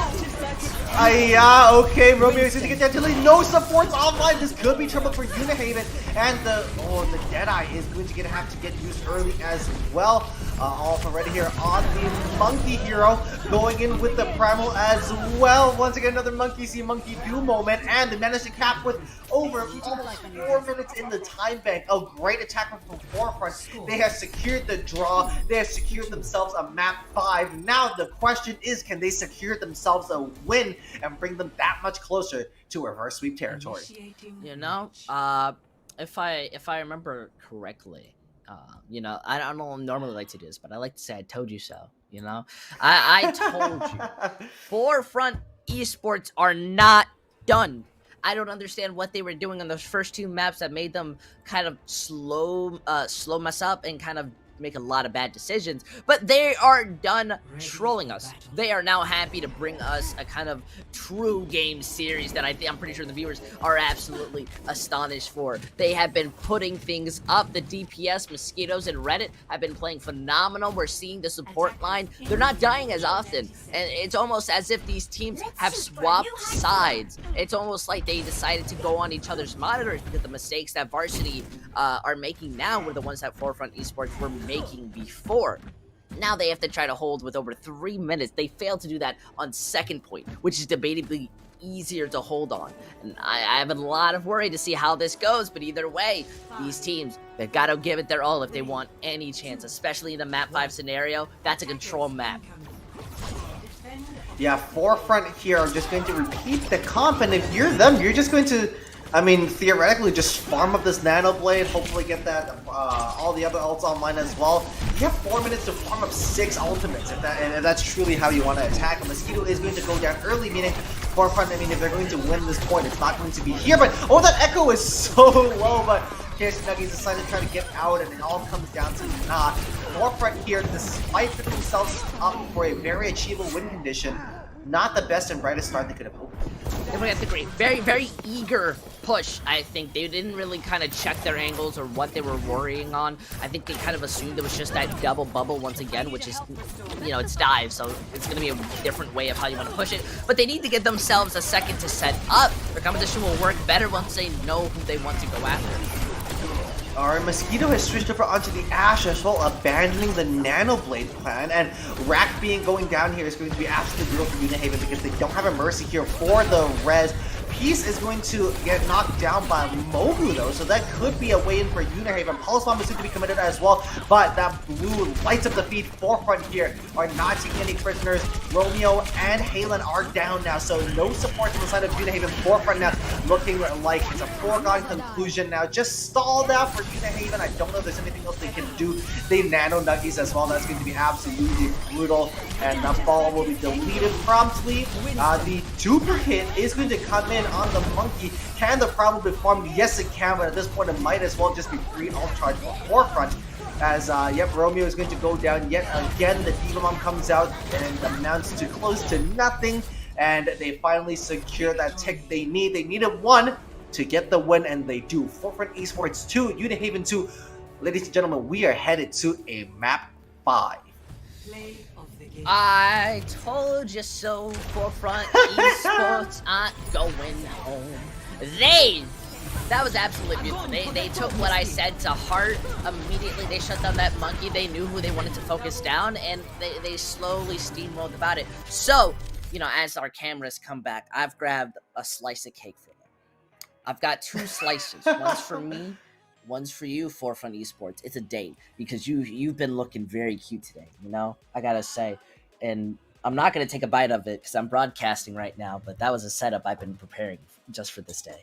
Either way, yeah, it's a map 5 scenario. I don't think coming out of Icon, we both truly expected that. I think we both saw kind of Forefront Esports very much going downhill after Lijiang Tower. They were very much kind of lacking on a lot of departments, but they somehow have swapped it up while Varsity are sort of stagnating. And I gotta say, this is the fight that I've been looking for. A team with 5-3 who at least from prediction wise, they're not going to be looking as good. In playoffs, they've both been doing as well, 3-1, and maybe it's just that comeback potential that both of them have to be able to kind of bring it here. And I've never been this excited to see the possibility of maybe even a further map. Who's going to bring it closer? Yeah, and Forefront, like you said, are on an upward trajectory, and Unihaven are kind of slowing down a little bit. We see that energy, that momentum coming even now. But the great equalizer in Overwatch is that map 5, right? We've casted and watched enough Overwatch to know that once you get to the map 5, all that momentum gets thrown out the window, the form book gets forgotten, and both the teams bring everything they've got. I cannot wait to get started, and the sooner we cut to break, the sooner we can get started. So, stick around. We'll be right back.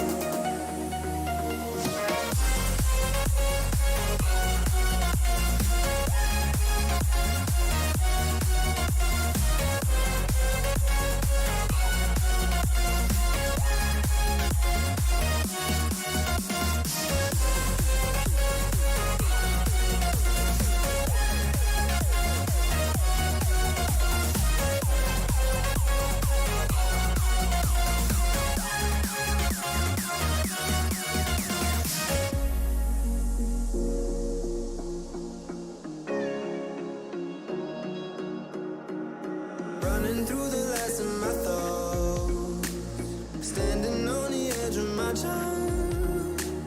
Everything I know will be gone in a minute, and that's alright. Running through the last of my thoughts, standing on the edge of my charm. Everything I know will be gone in a minute, and that's alright. Alright, 'cause I'm free. I'm freer than I've ever been before. Yeah, baby, I'm free. I'm freer than I've ever been before. Alright, 'cause I'm free. I'm freer than I've ever been before. Yeah.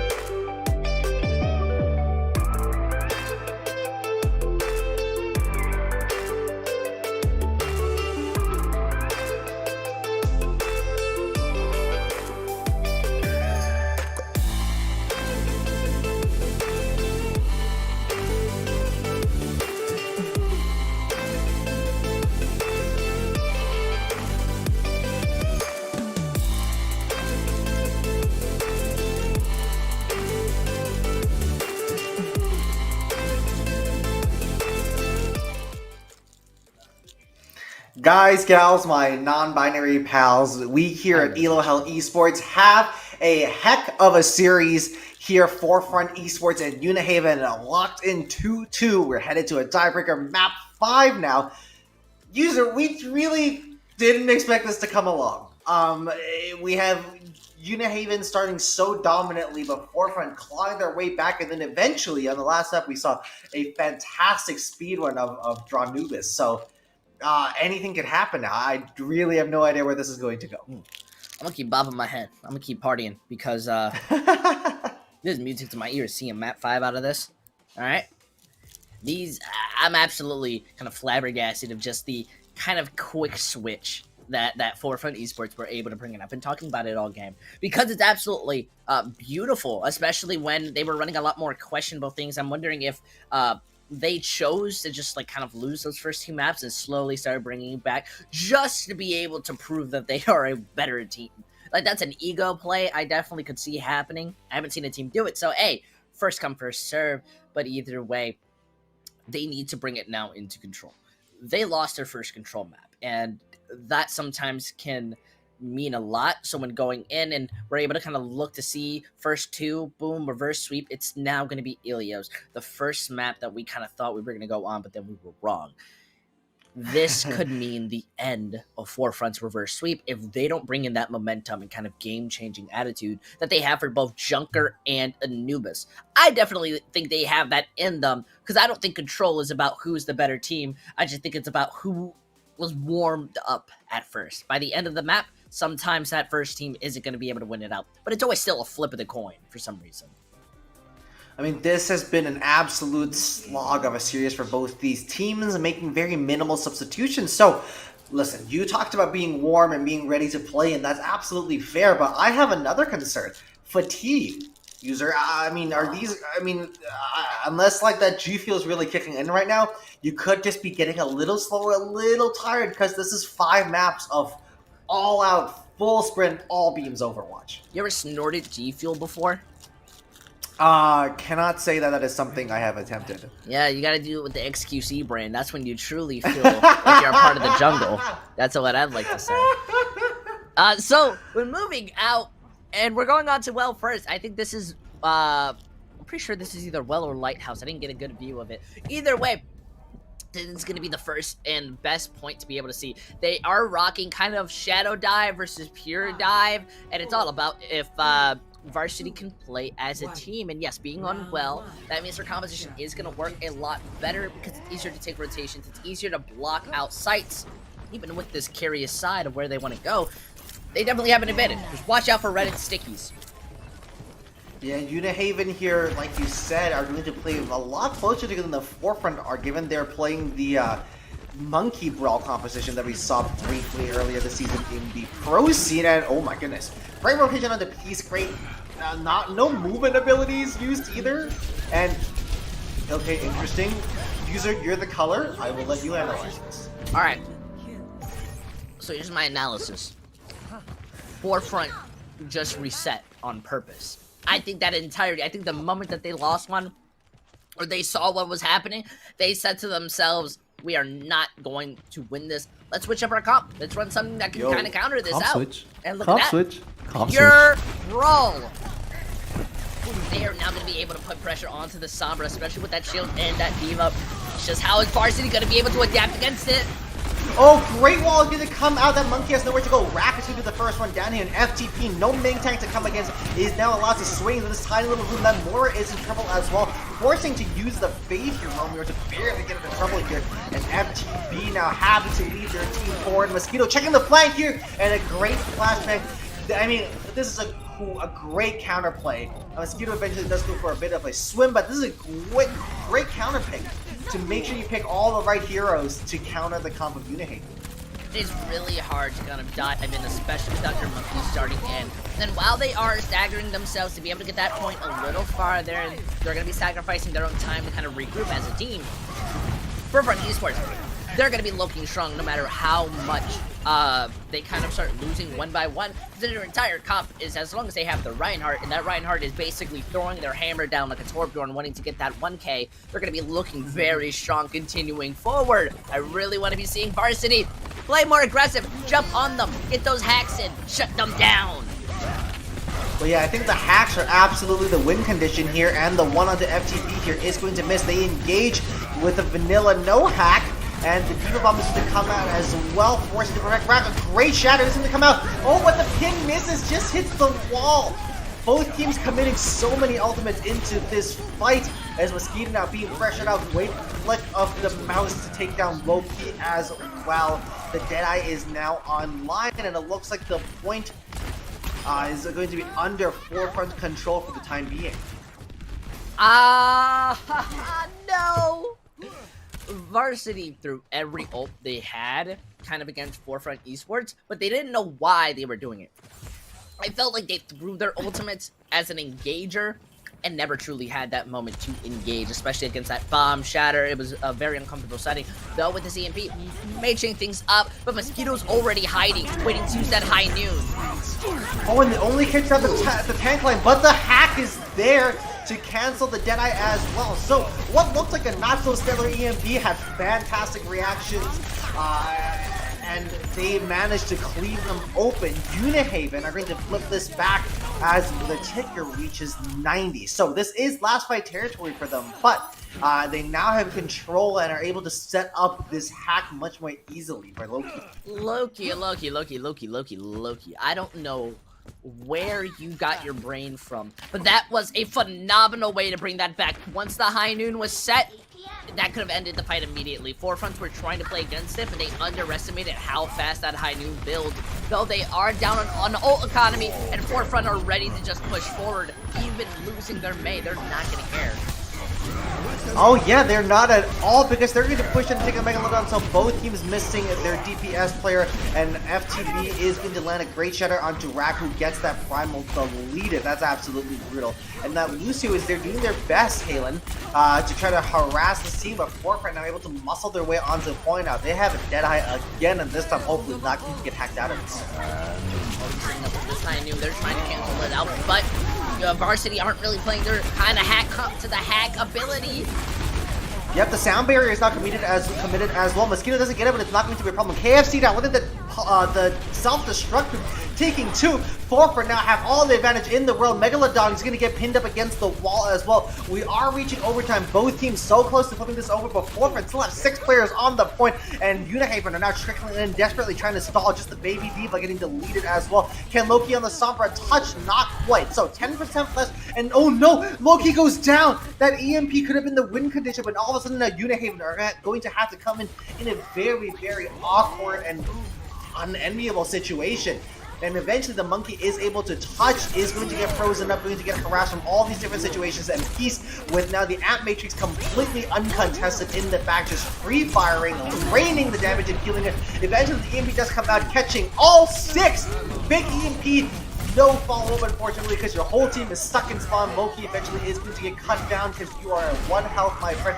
Can anybody else keep the stall alive? No, they cannot. 199 using this as close as you can ask a control point to go.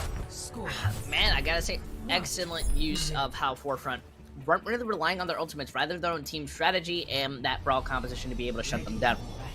Varsity really struggled to play their own comp correctly at times. Shadow Dive very much is a brawl sense of composition, and when you're going up against that brawl v brawl in kind of like the mental scenario, you very much need to kind of look for those hacks. You kind of need to be able to shut them down more often than not, and they didn't really get that opportunity. So Forefront were able to get more of an advantage. Now being on Lighthouse, I think this is where they're going to be looking a lot better, especially with Loki's hacks. But you need to be building up that EMP much faster. EMPs are building up way too slow when they could be saving these team fights midway through. Alright, so both teams are opting for the Monkey Diva Dive.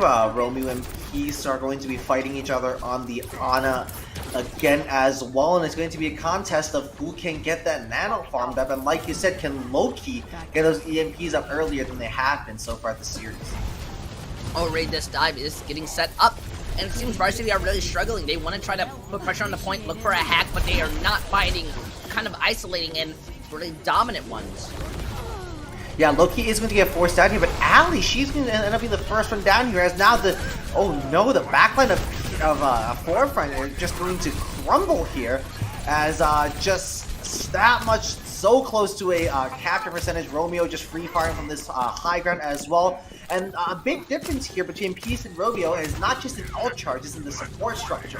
Halen and Ali are on different main supports, and that Brig is playing like a personal bodyguard to keep Romeo alive.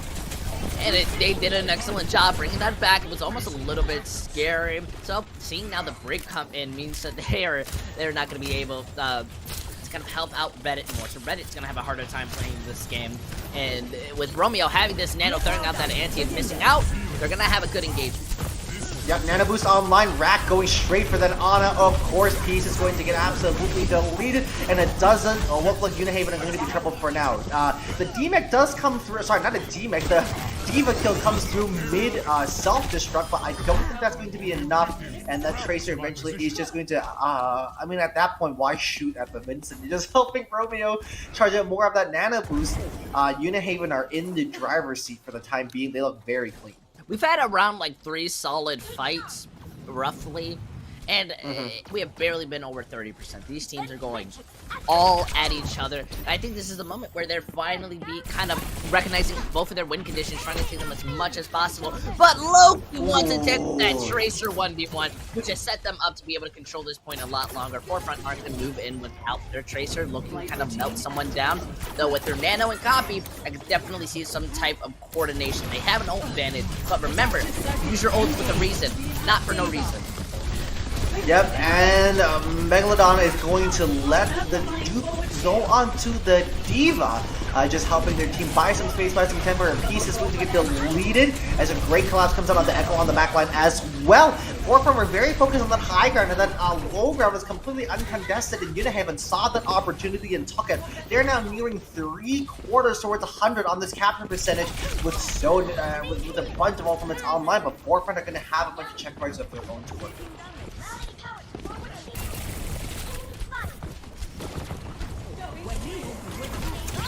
Alright, Nano Boost is going to come out. Great stick, and Ali with the desperation shield bash, trying to get Loki to pulse bomb themselves as well in the process. It's not going to work out. Now, both Echoes here, Reddit and Megalodon, are getting a piece. Reddit doubling that tally, actually, as Halen goes down as well. Both teams are missing their main support now, as ultimates are being dumped in and invested. We're reaching OT now, as Unihaven now committing the ultimate.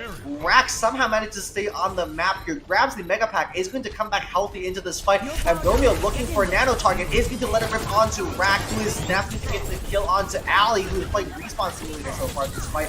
Pretty tough time to beat them at the moment. That Tracer on Mosquito is going to get deleted as well, and it's just now full stall, but up against that Tesla cannon of Rack is going to be very, very tough to stay alive. More bodies on the point. It is now a Diva after the Echo, after the Winston, but it's not going to be enough. We tie this map up 1-1. We are headed into a tiebreaker round on the tiebreaker map here in GitGud. 1-1.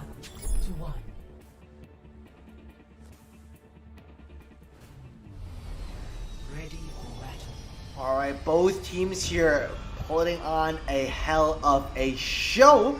As we see different compositions come out. We saw some traditional dive versus brawl dive, and now coming on, we saw some traditional brawl against some traditional dive, and then the dive mirror, and now user, welcome back. It looks like once again we're back to basics. Which looks like going to be a traditional brawl versus the monkey brawl, unless I'm mistaken. It's just funny, I keep muting my mic because my mother walks into my room. She's like, what are you doing? I say, Mother, I'm casting one of the best Overwatch games as possible. And she says, okay, I'm letting the dog in your room. Like, what type of stuff is this, Mom? I've got priorities here, especially with this interesting kind of brawl variant going up against this pure dive. The Doom is Genji that I kind of have room.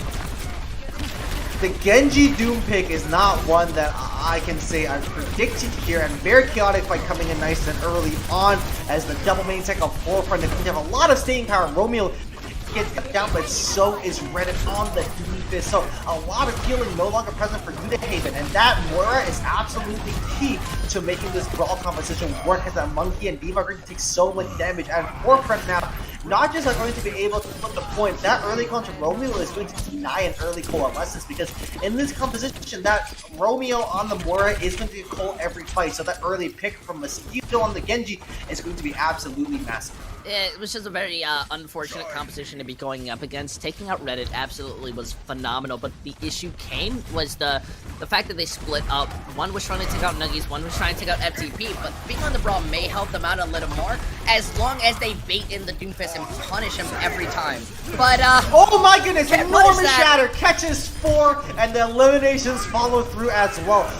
Great work from Forefront. I mean, that's why you pay big bucks for the big tech players. FTP letting the hammer rip, and that poor Diva is going to get staggered to no end. One ultimate invested for a whole bunch of outcharge for the rest of your team. Phenomenal work from Forefront Esports to make that work, and Rack just was unable to block that. I think Unihaven probably did not expect FTP to have shatter after a single fight. I mean, it worked. Especially because, you know, sometimes you don't expect it, but that's all because you're not measuring, but they're already taking the fight! Alright, the Coalescence Blade is going to come out, and that's a zoning blade if I've ever seen one, but it works out. The Coalescence gets just 2. Reddit used that space to take down Loki as well. Forefront Esports look absolutely dominant on this tiebreaker map. Mosquito pulling up a very cute little double dash here to finish off Halen and making sure he himself does not fall off the map. We're closing in on last fight territory. Unihaven have not been able to get a look in. Varsity have made so many swaps throughout this entire map. This is now last fight territory. They need to make something, but they are at an whole economy disadvantage! Oh! FTP with the double pin, that is absolutely phenomenal. Now Peace gets the kill as well. This is looking so tough for Unihaven. Unihaven, you know, we're here on a map 5, but we might go out with a whimper. Forefront have looked so good so far this round. That Diva Bomb comes through, the self-destruct just installed, unable to get the remix, and the punch goes on onto, oh no, another shatter comes out onto the ball this time. Absolutely brutal. That ball doing their best to stall is not going to be amount to much now. Anybody else touch? Yes, Loki rolls in just in time to get deleted, and Forefront now, after a pretty rough start, clapping back so hard, the reverse sweep is complete. Forefront win 3-2 against Unihaven and move on to the semifinal. What a series, user. My goodness, Play of the game. I'm so flabbergasted. The Cassidy has come into me.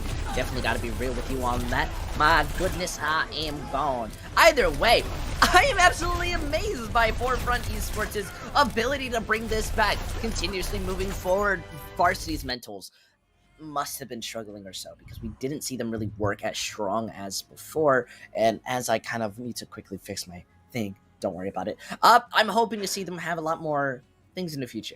It's not the end for them. They are going down to the losers bracket, but it's still very upsetting to see them kind of just slowly move off momentum when they had a very strong start and they were looking very good. I think they, especially on Iconvolt, that's what's one of their best maps, and where Forefront looked their weakest. I remember us talking kind of in between the breaks, and I didn't say it was a dominant win. I said it was a throwing win, where it felt like Forefront Esports were kind of more or less throwing when they came into that map. And while it may be harsh, it was just my honest feeling, and either way, I was still voting for them to win, and they brought it back. Yeah, Forefront, you could tell, even when they weren't doing so well, had a lot of potential and had the individual players and the mechanics to bring it back. And eventually they did. And what we saw here was Unihaven rallying for rounds 1 and 2. But when it got to round 3, Forefront came out with the Genji Doomfist, and it was over.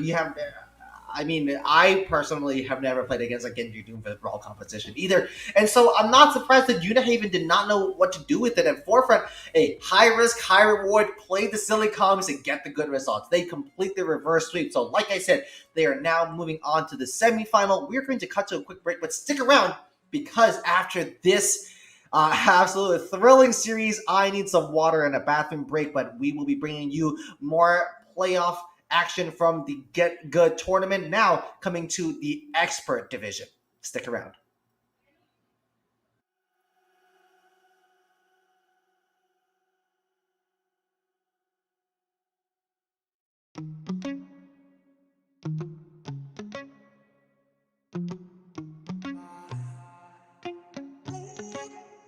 Heart overhead, and I guess love to watch the way you made me into a mess. Hands on my dress, neon red. You were everything I did.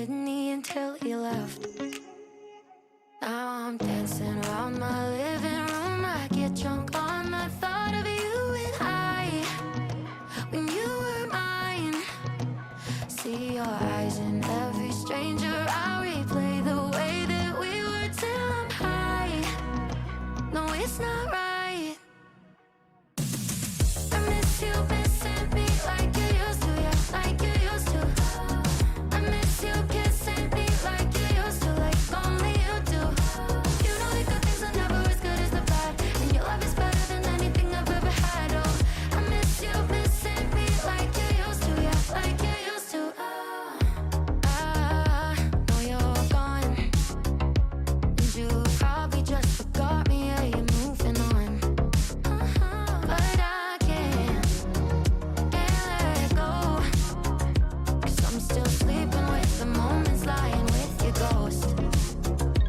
Now I'm dancing around my living room. I get drunk on the thought of you and you're not mine. But I miss you missing me like you used to, yeah, like you used to. I miss you kissing me like you used to, like only you do. You know the good things are never as good as the bad, and your love is better than anything I've ever had. Oh, I miss you missing me like you used to, yeah, like you used to. Heart overhead, and I guess I love to watch the way you made me into a mess. I miss you missing me like you used to, yeah, like you used to. I miss you kissing me like you used to, like only you do. You know the good things are never as good as the bad, and your love is better than anything I've ever had. Oh, I miss you missing me like you used to, yeah, like you used to. You know the good things are never as good as the bad, and your love is better than anything I've ever had. Oh, I miss you missing me like you used to, yeah, like you used to.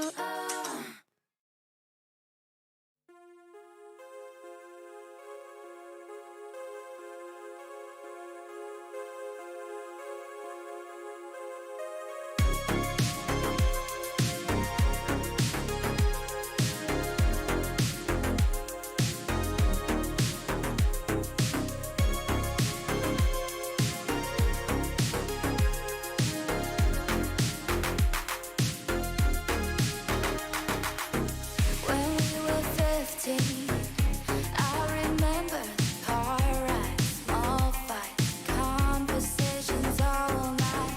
I never saw you as anything more than a friend, but now I see you in a new light. We're getting older, there's a sparkle in your eyes that wasn't there before. You give me butterflies, it makes me wonder if there could be something more. We were only kids when we first met. Now let's discover what we haven't yet. I don't wanna wonder what could have been. So baby, take my hand and let my love in.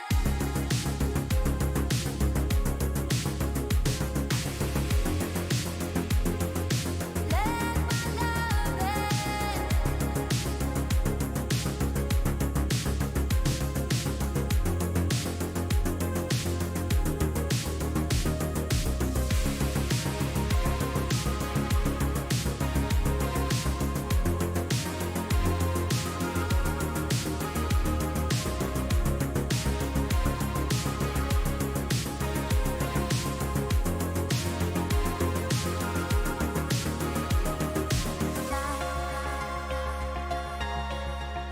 When we were 15,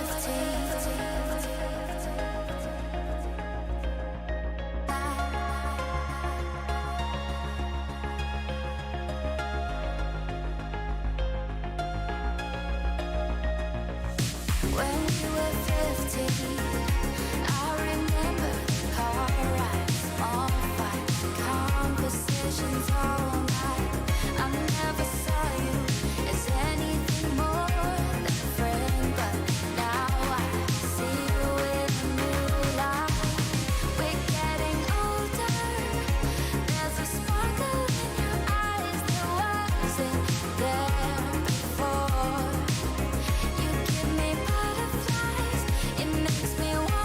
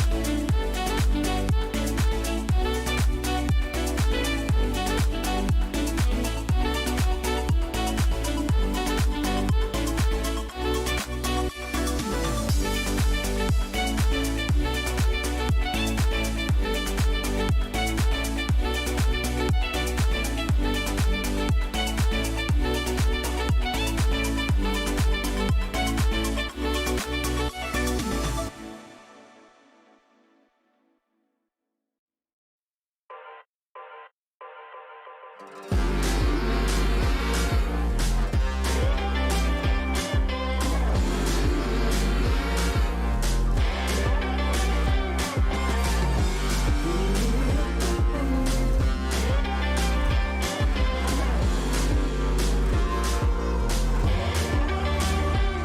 you go again, looking so handsome. Oh, you have your way, and it's making me weaken. You and your stylist, walking like that.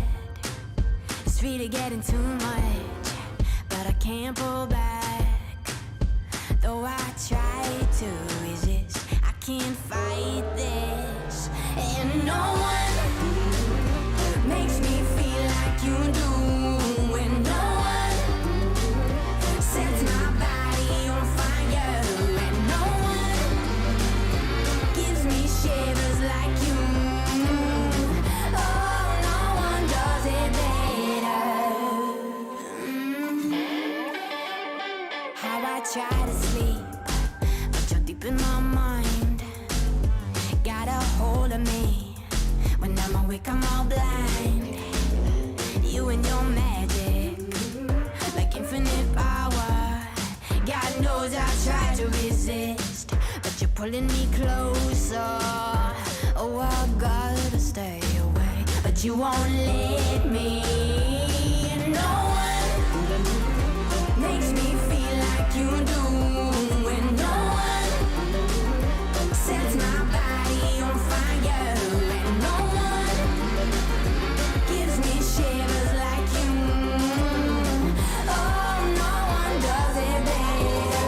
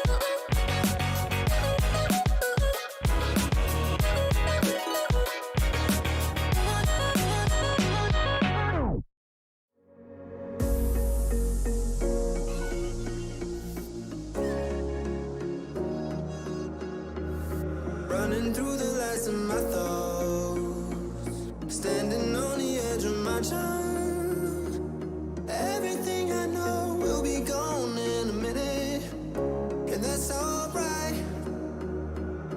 Running through the last of my thoughts, standing on the edge of my charm. Everything I know will be gone in a minute, and that's alright. Alright, 'cause I'm free. Freer than I've ever been before. Yeah, baby, I'm free. I'm freer than I've ever been before. Alright, 'cause I'm free. I'm freer than I've ever been before. Yeah, baby, I'm free. I'm freer than I've ever been before.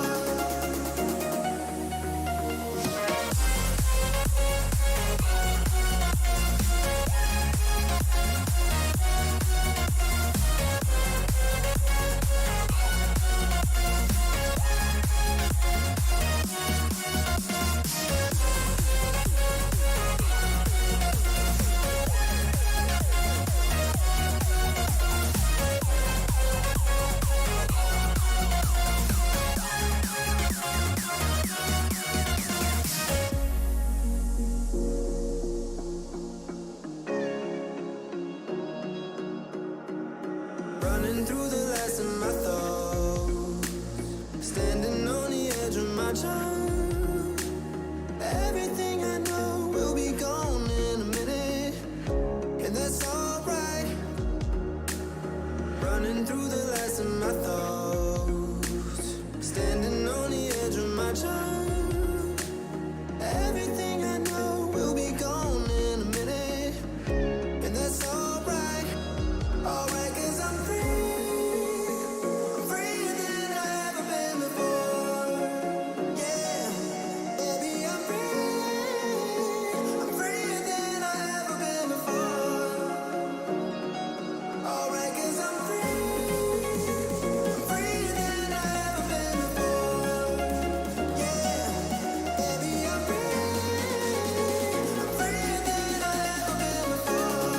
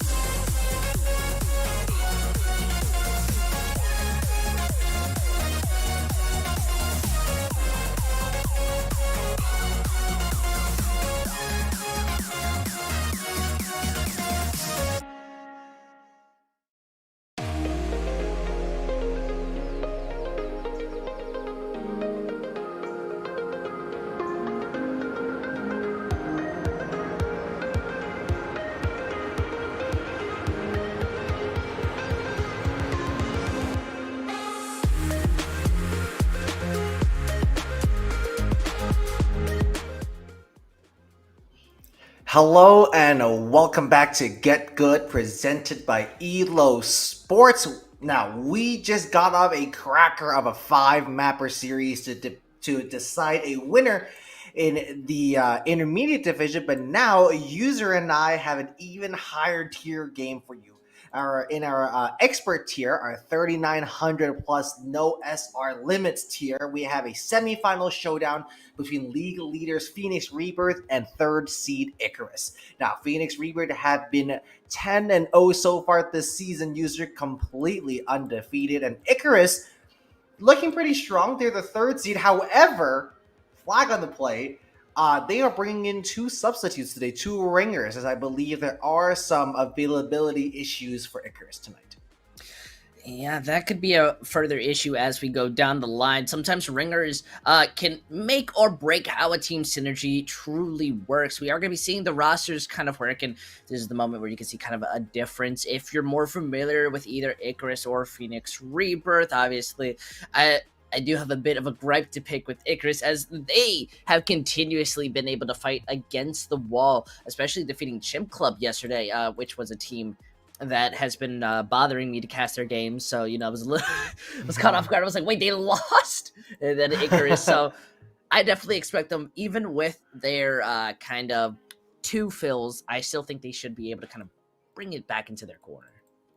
Yeah, and speaking of the lineup, first of all, on the side of Phoenix Rebirth to your left, we have Peanuts and Cuddle on the DPS line, Star and Defran on the tank line, and Adore and AT on the support lineup. Something to note here, on their official roster, they don't have any subs listed. So I think it's just a 6 roster. I'm very interested to see if like any sort of fatigue or flexibility issues come up. And on the much changed Icarus, take it away, user. Man, I mean, what is there more to say? That the fact that Phoenix Rebirth and both Icarus have an interesting lineup. I think more than anything, both SRs are kind of in the same, but I think Icarus have been continuously a bit more stronger when it comes to more of those kind of pullbacks, especially with having Cuddle, Star, Defran, not the Defran you're thinking of, weird things here and there. Either way, Not the former. still feel like Phoenix Rebirth, they're going to be able to kind of have a little bit more sustain, especially with the fact that they are basically running their own team and they're not having two fills come immediately in just to kind of save it up. Yeah, and Star as well, the only 4,400 plus SR player in this lobby.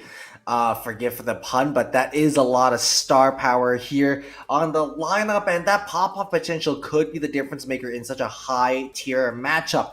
This is a semifinal after all. Winner of this game will go directly into the grand final of our bracket, and the loser will have a second crack at the title, being dropped down into the loser semifinal. Cannot wait to get things started. I definitely gotta say that I'm absolutely excited to see, especially with our first map kind of slowly getting into it. Obviously, game type is going to be control, so you don't have to worry about anything about, oh, is this something different? It's always going to be the same, all right? What do you expect? More than anything, Busan is going to be our first map, and I really like Busan as a first map. I think this can be a very more one-even thing than like Lijiang Tower, which sometimes can feel like a steamroll. I think Busan's by far one of the more even ones. Yeah, I'm a big fan of Busan, not just from a gameplay perspective, but just on an aesthetic perspective. I think it's just a gorgeous map. I think probably the control maps are some of the prettiest maps that we have in Overwatch. Daytime Lijiang, very underrated. Shout out Daytime Lijiang, but excited to see what these teams produce here, especially like in most other control maps, so many different compositions are viable on different points.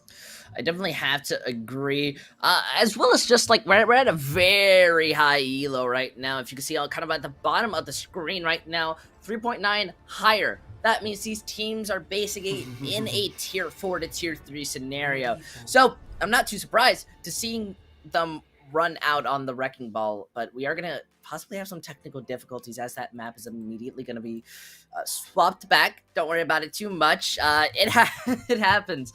But seeing the Wrecking Ball, yeah, I definitely agree with that sentiment. Going on Wrecking Ball in the drum map on Busan, it works to great degrees. And we're in that spot where these teams, I think, are equal kind of in mechanical skills. Obviously, you could have someone who's better than one other person, but what they're more focusing on is team coordination. That's what defines things, defines how you play, especially in Diamond and higher above.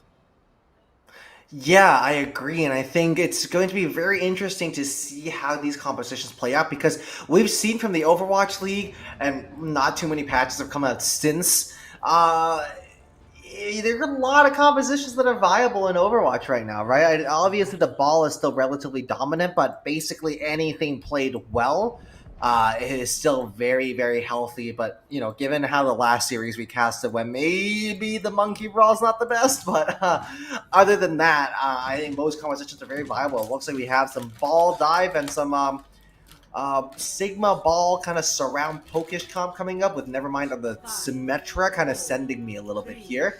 But we do get started with these two relatively similar compositions, both with break babysitters for the Zeds. Yeah, we should basically be seeing very close to mirrors. Though Stun having that Sombra, I very much I think it makes a difference, especially against Sadist, but it matters in how you're using that T. Your ability, these compositions are very much kind of teamwork based, and especially in these dives, the moment someone goes down, that's going to switch kind of how Icarus want to be pushing it or how Phoenix want to try and counteract it.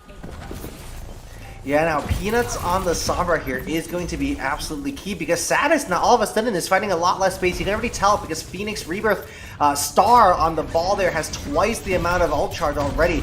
Now Satis are rolling in, trying to brave this Sombra. Not going to get hacked, fortunately for them, but is going to take a lot of damage and eat the Discord as well. But I'm being honest, not quite sure where Peanuts is right now because that Sombra should be all over at that ball for the moment, but it doesn't matter. The rest of Phoenix Rebirth are going to be able to collapse on in.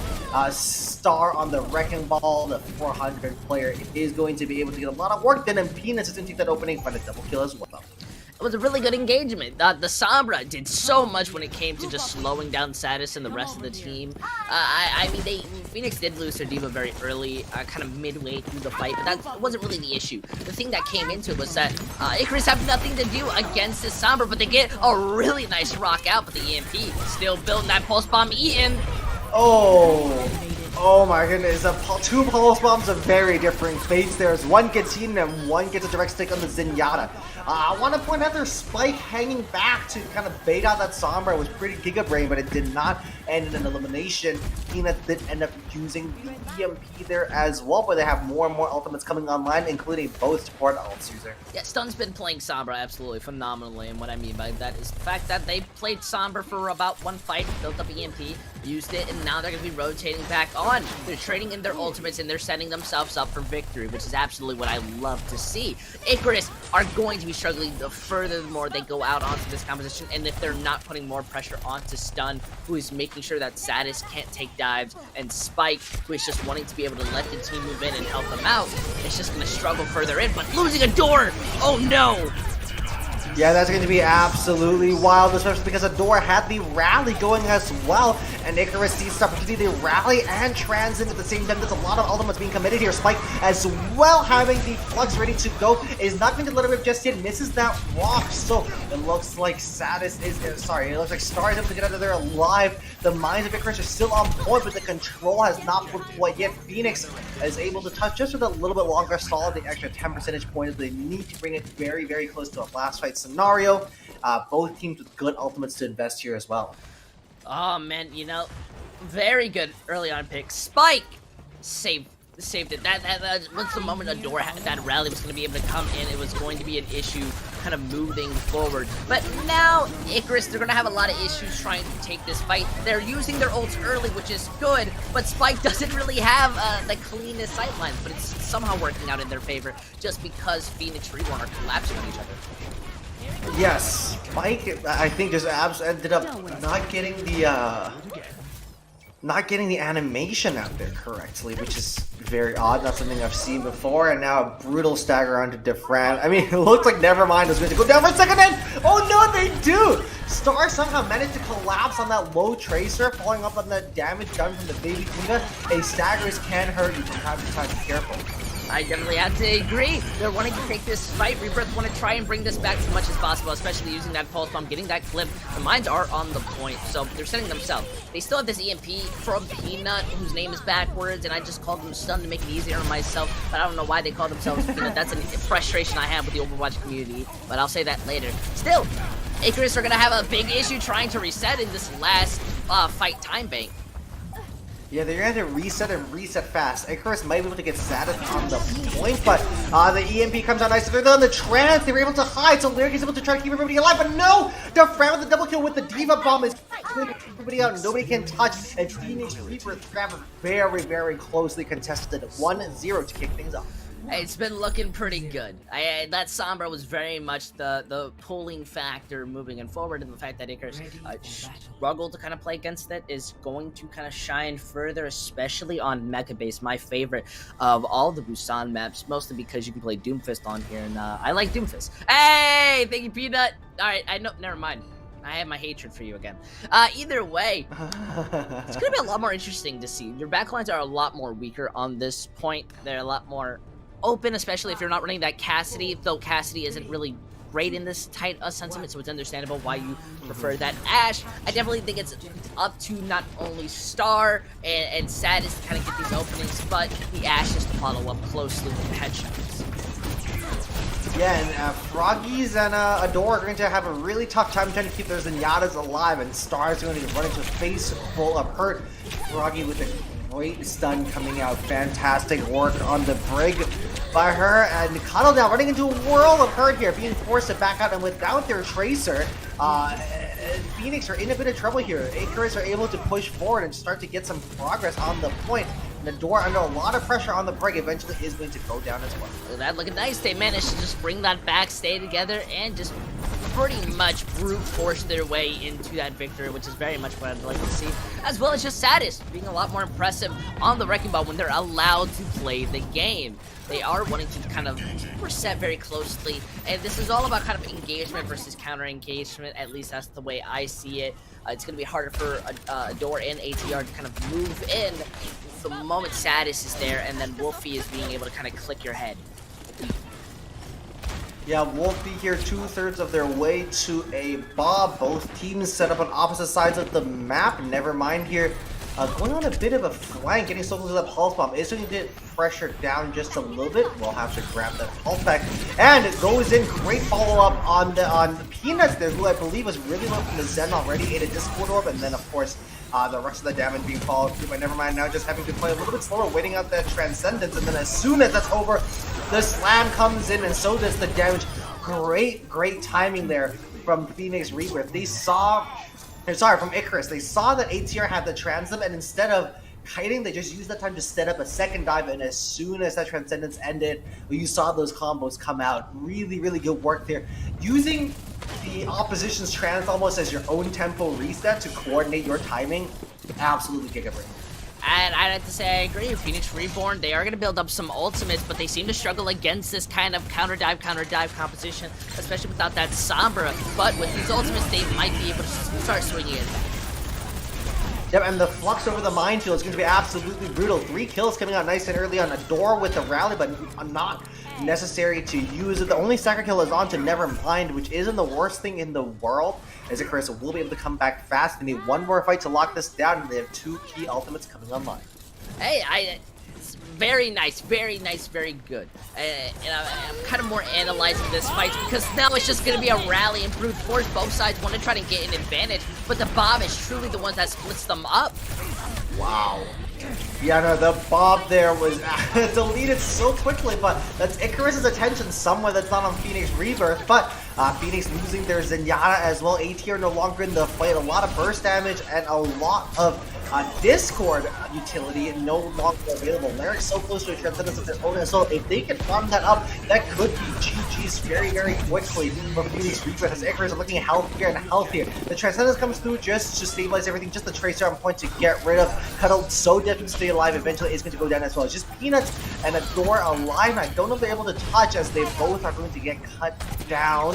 ATP there on the Zenyatta, that's going to be pretty rough. The mechanics of these higher SR players are so ridiculous to watch from a first person's perspective. Adore now on the break as the solo healer. Oh no! Oh, never mind! That's a bit of a Tracer diff. The pulse bomb stick on your opposition. Your job as Tracer, harass the Zenit to win your ones, and it looks like we're seeing both here coming out of Nevermind. The series is tied up 1-1. We go to a tiebreaker point on our first map of the series. Icarus just look a lot better comparably on that Wrecking Ball composition when it's a straight kind of mirror. And I think Phoenix Rebirth, they struggled a lot when trying to adapt against it, and that's something that they are going to kind of switch over to, as we already see Peanuts or Stun, whatever you really want to focus more on, is going on to that Sombra. That is your condition. You're not winning these fights. The Icarus just looks to be a bit more mechanical and understanding, especially when that Bob was out. It split Phoenix up themselves. They were the ones who used it, and yet they kind of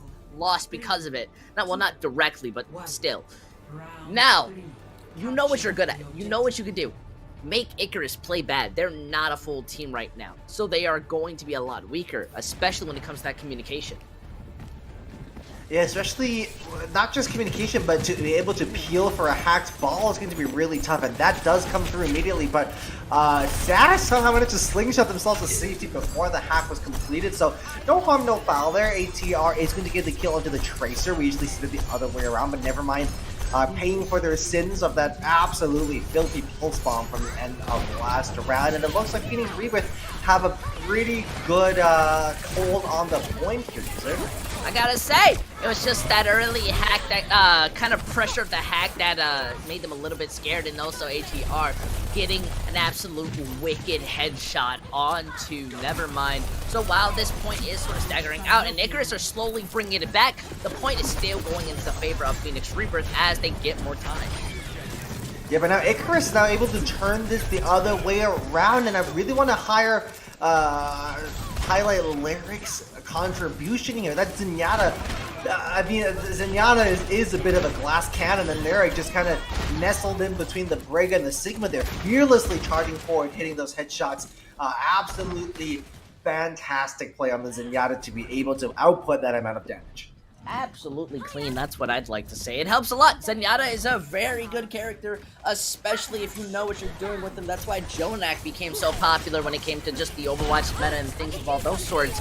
Sombra's not going to be able to shut you down. They do have the EMP, and that does knock Zenyatta down to that 50 HP, but they have the Transcendence. Who's going to be able to kind of get that pick? ATR! The Zen on Tracer violence won't stop. This time it's on the other team. The EMP comes out, catches 4, but that's not enough. The rally is there as well from Froggies. That EMP has ended. No kills have come through. Spike amidst the flux as well. Sadis getting 2 on the ball is absolutely enormous. Icarus are determined to lock this down. They commit ult to Phoenix Rebirth to get back into spawn. It was a very nice push, but the true winner of that all was Lyric. And do you know why? Well, I'm not going to give you a second to answer. I'm not nice like that, nor is Lyric, because they were so dirty with that Transcendence. They waited out that EMP, landed it, and it's pretty much the best counter that you can play against it. And now we see Peanut switching over to the Ashe, a little more worried in how they're going to try and do it. This Mines don't even get to be on top of Icarus. Oh. That's a fantastic flail from Froggies here to be able to land that and deny those mines is absolutely enormous. Icarus making their way forward. Now, Nevermind taking another L, this time to Peanuts instead of the Zen, and Lyric is unstoppable. Star is going to hit the deck now, courtesy of a Robot Monk, and Peanuts completely uncontested in the backline now because Sadis is running into a lot of trouble, so the Ashe is able to free fire to keep the point locked down. It works out. They do manage to bring it back solely just Icarus were a little bit caught off guard with the mines, I think, and with that capture, their priorities very much switched to who they were trying to go after.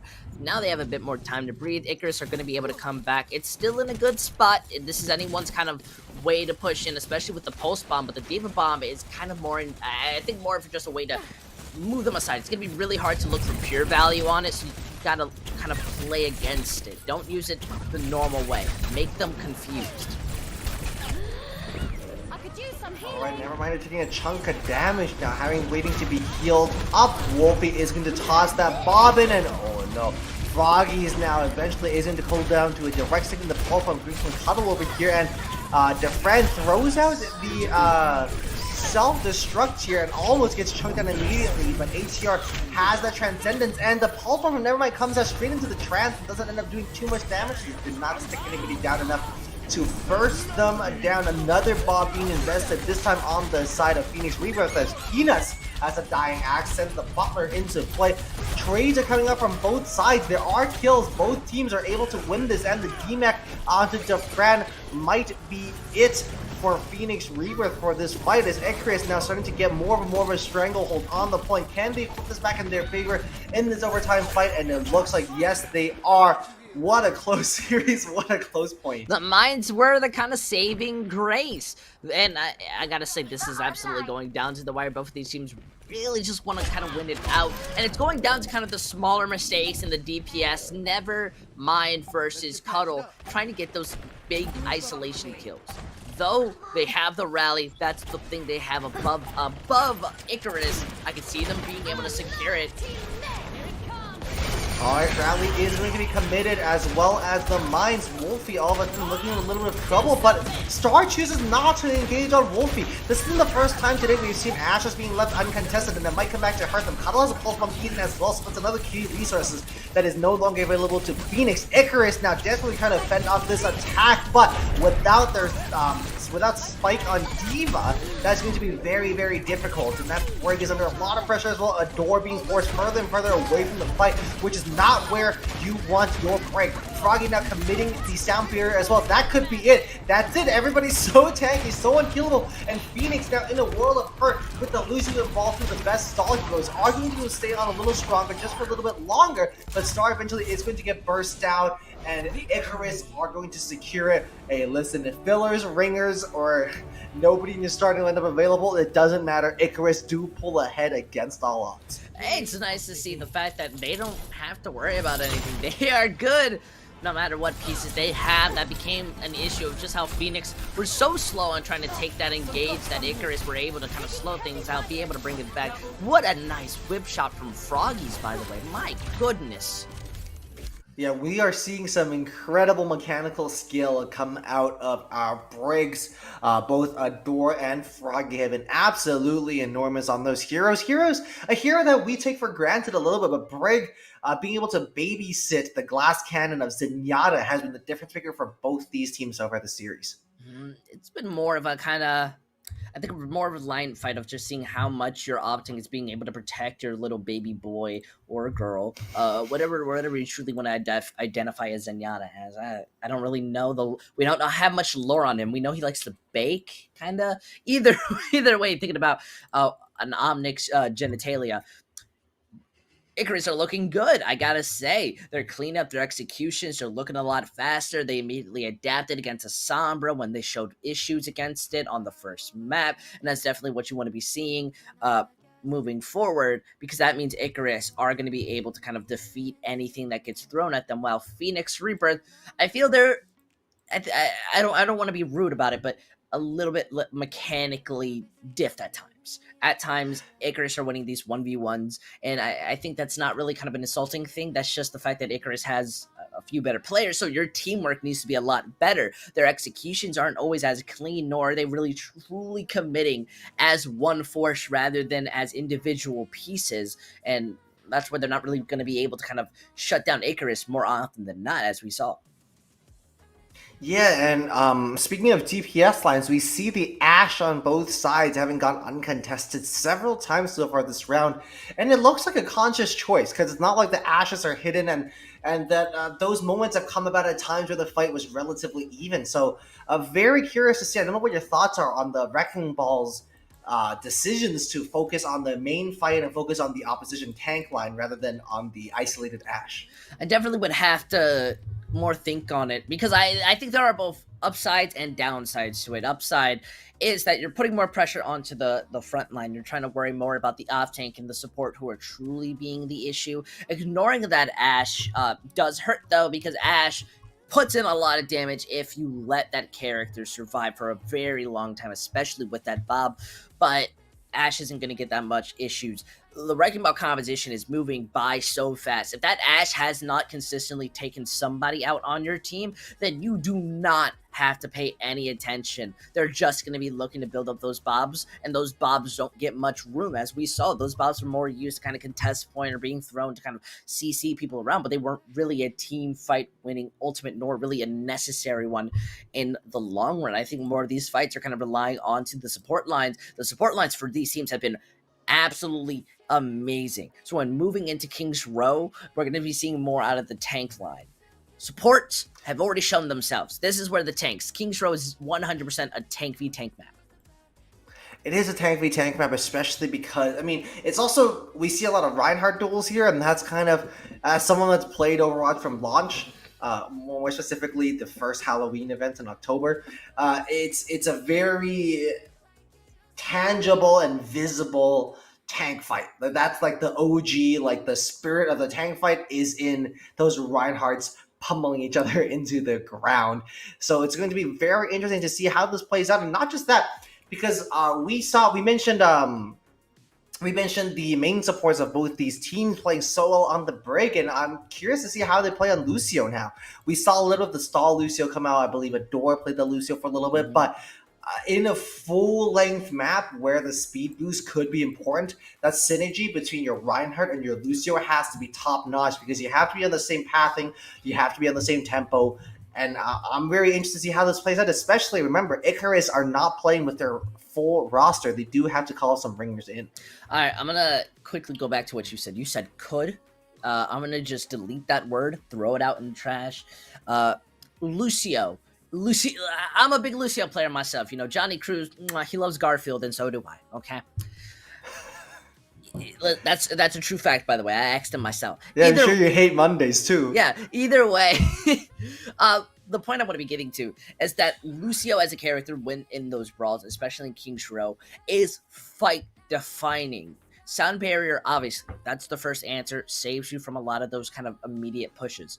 But speed boost as an ability is so powerful, it dictates the momentum of how both of these teams want to take those engagements. And a Lucio who understands how to use that momentum and how to use those speed boosts with their team is going to be winning that Brawl v Brawl.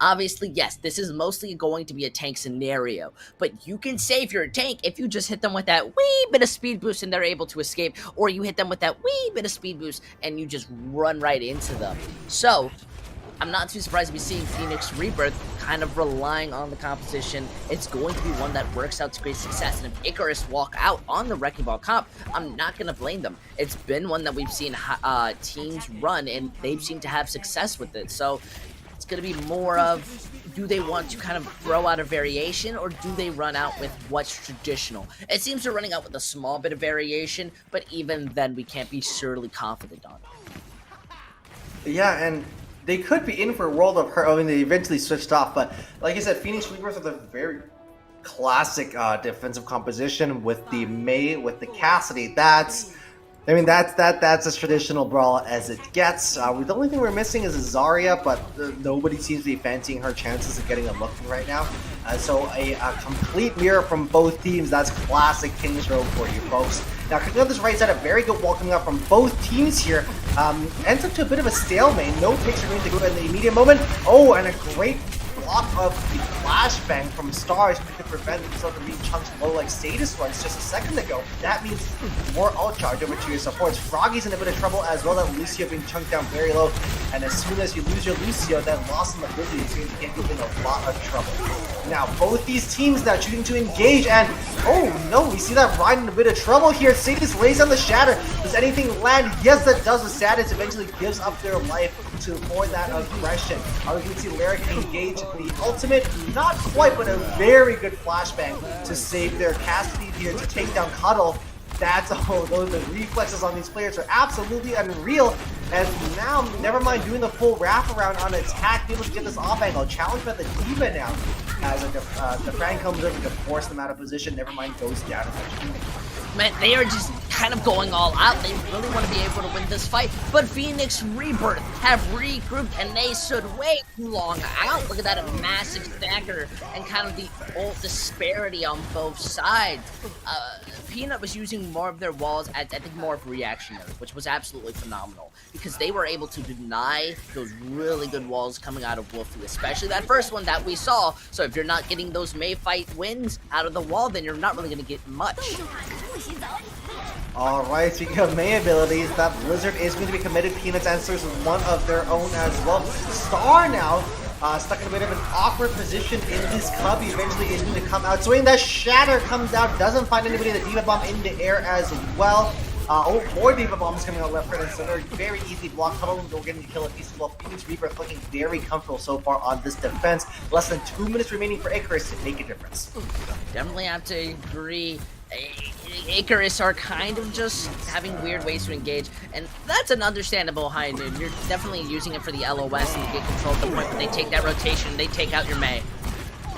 Oh my, Phoenix Rebirth just rushed the Deadeye and it worked out for them. That's ridiculous. They speed boosted into the Deadeye and never mind had to use it before it was fully charged up. Great shield work here from Star as well to prevent the one tap on his Cassidy.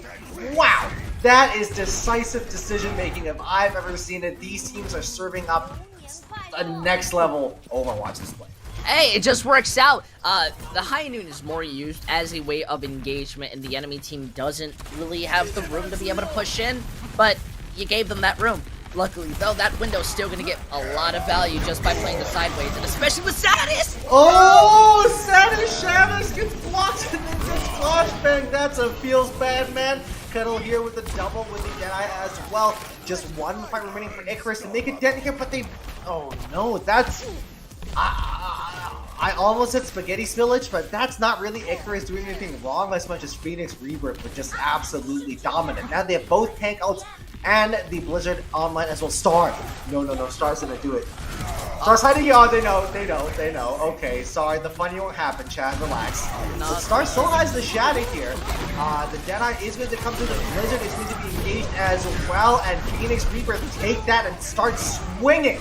They are so good at carving a little opening for themselves and mercilessly ruthless in the way they take advantage of them. 10 seconds remaining now. Can anybody else touch user? I don't think so. Satis now over onto the ball. Gets shattered, gets stunned. That's another feels bad, man. And the clock ticks down to 0. No ticks for Icarus and no for Phoenix Rebirth.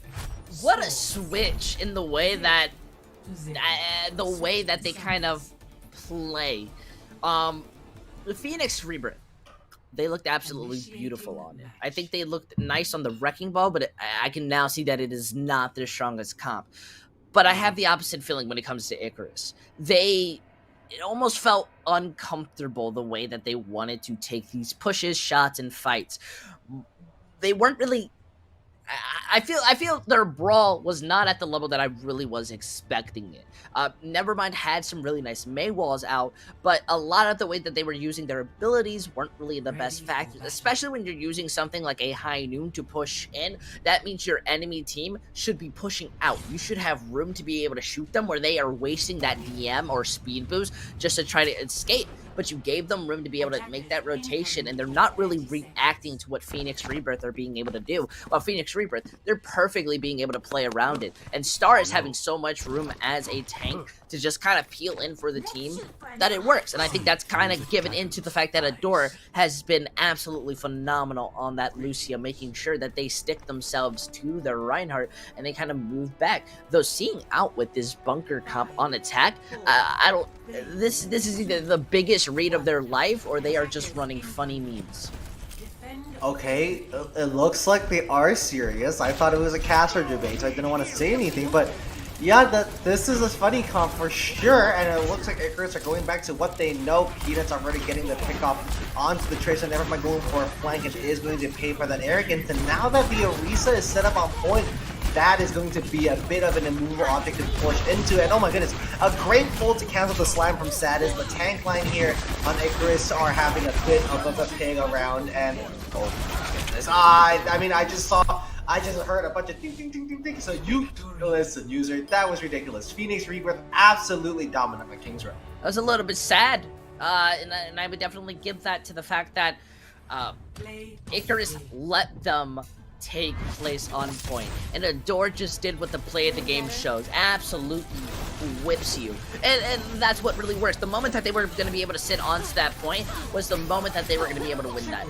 The bunker relies on just the enemy team not kind of knowing exactly how to play against it, and I think we can both agree, while this Diva Orisa has sort of been normalized as Overwatch League kind of showed, and same with contenders, and as we kind of and teams are finding ability with it, it's still not a very common one that teams play or scrim against at this level. So it's definitely understandable to see them kind of weaken a bit. But I want to be seeing Icarus.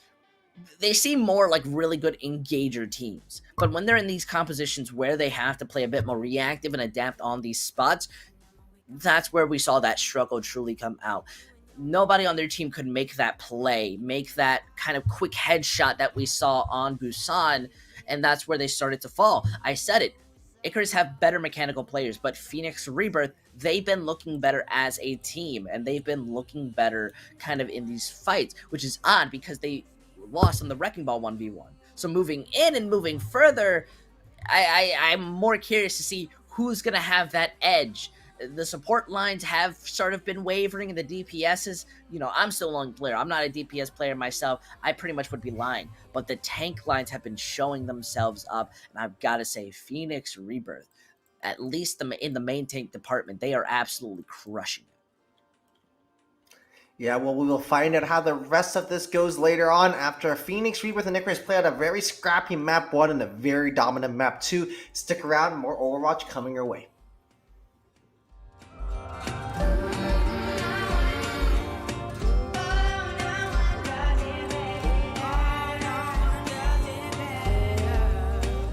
And no one makes me feel like you do. And no one sets my body on fire. And no one gives me shivers like you. Oh, no one does it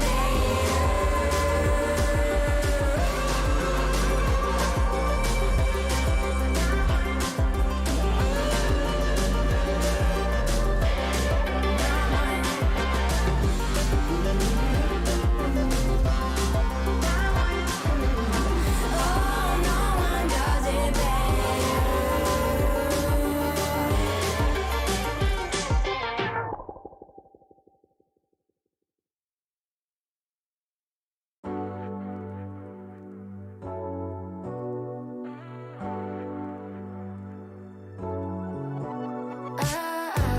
got me upside down, spinning around you.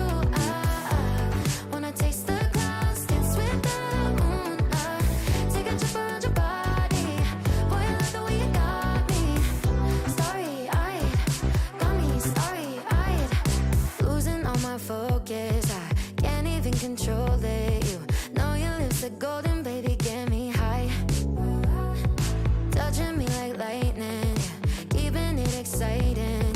You know exactly what to do to blow my mind. You're from another planet. I've never felt like this. I don't know how I ever survived without it. I'm starry-eyed, got me upside down, spinning around you. Wanna taste the clouds, dance with the moon. Take a trip around your body. Boy, I love the way you got me. Starry-eyed, got me starry-eyed.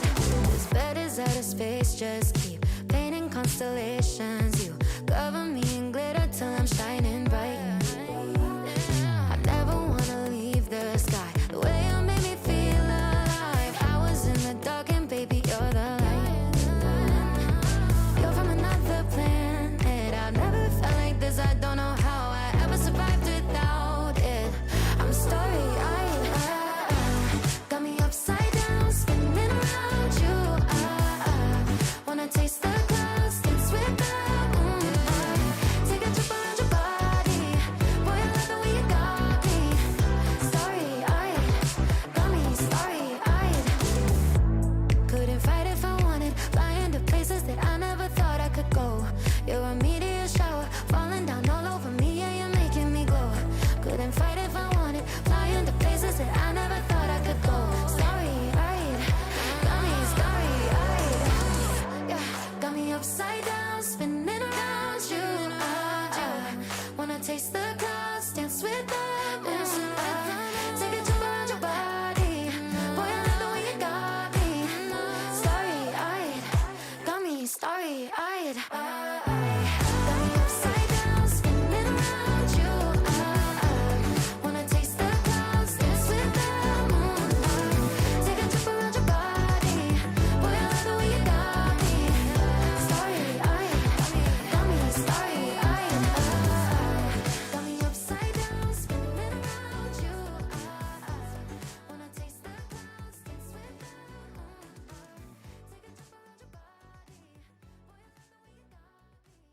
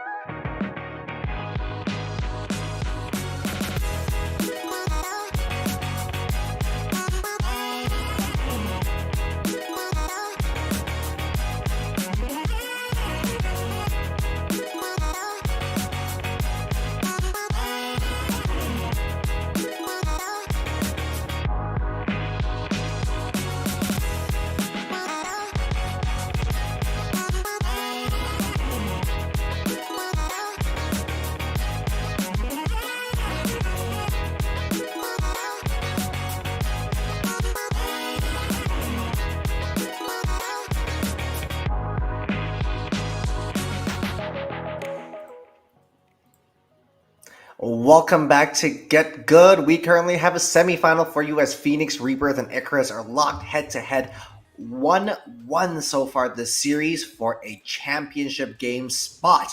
User, it's been a heck of a series so far. It definitely has a lot of theory crafting kind of going into this as well, because these teams very much live in a bubble of kind of unknown. We've got a lot of moments where we're kind of paying attention to see who's going to be able to have more of an opportunity to be able to have one over than another. And I think that more goes into how we're looking at the next map, which is going to be Junkertown. And that becomes, we don't know how exactly this is going to work. I definitely think Icarus have the kind of advantage. They've been looking a lot stronger when kind of using out their DPS. This is not going to be a brawl map, and we're not going to be able to see the Phoenix being able to just run down on you. So there becomes that kind of air and bubble of Icarus to say, hey, we're not going to let you just do what you did before. We're going to play double sniper. We're going to play that wrecking ball comp, maybe even a double shield, and we are going to defeat you. And yet, for some reason, I feel like Phoenix have only gotten started. I feel like they are iron in a blacksmith, repeatedly being hammered down, and the more we hit them, the more they get hurt, the more tougher they're going to be in the end.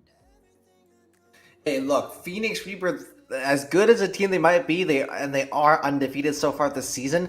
They don't really do sweeps. We're seeing here that they have not gotten a sweep so far this playoff round. So I would not be surprised if maybe it is a team that just takes a second or two to warm up. So I think if I'm an Icarus player, I'm an Icarus fan, I'm a little frightened to see what Phoenix have to play here, especially if it's something like Double Barrier or Brawl that's very team-orientated. Because like you said, this team has their timings and has their decision-making on a dime.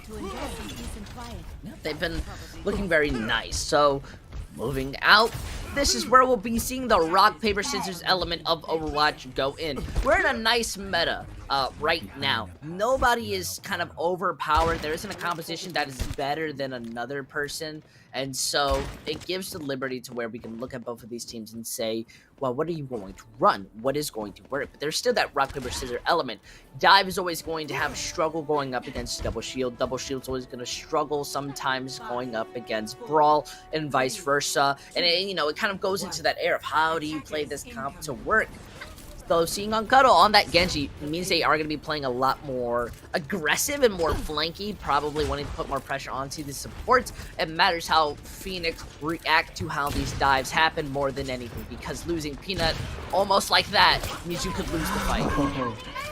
Yeah, I know, that rotation was just a little slower than they would have liked here, but now Peanut's now back in the safety behind the shields. Last time we saw Junkertown earlier this evening, we saw a little bit of a struggle bus come out from the defensive team against the Widowmaker sightlines, but Phoenix Rebirth are on a different level, so they are immune to that for the time being and have chosen this third corner to really be their, to be the hill they die on here, to really be where they pick this fight. Yeah, they're having issues kind of finding those widow spots, which is their kind of big spot of just where they're missing out on. It is still giving them a lot of space, but the issue comes to the fact that Cuddle is alive, and Cuddle being alive means not only deflect, but your dash cam, and as we see, the Widowmaker needing to try and escape and then get a lot of resources just to survive, which comes into that issue, though Cuddle stays way too long. Yeah, Cuddle overstays their welcome a little bit, and Adora able to pack dump on top of them.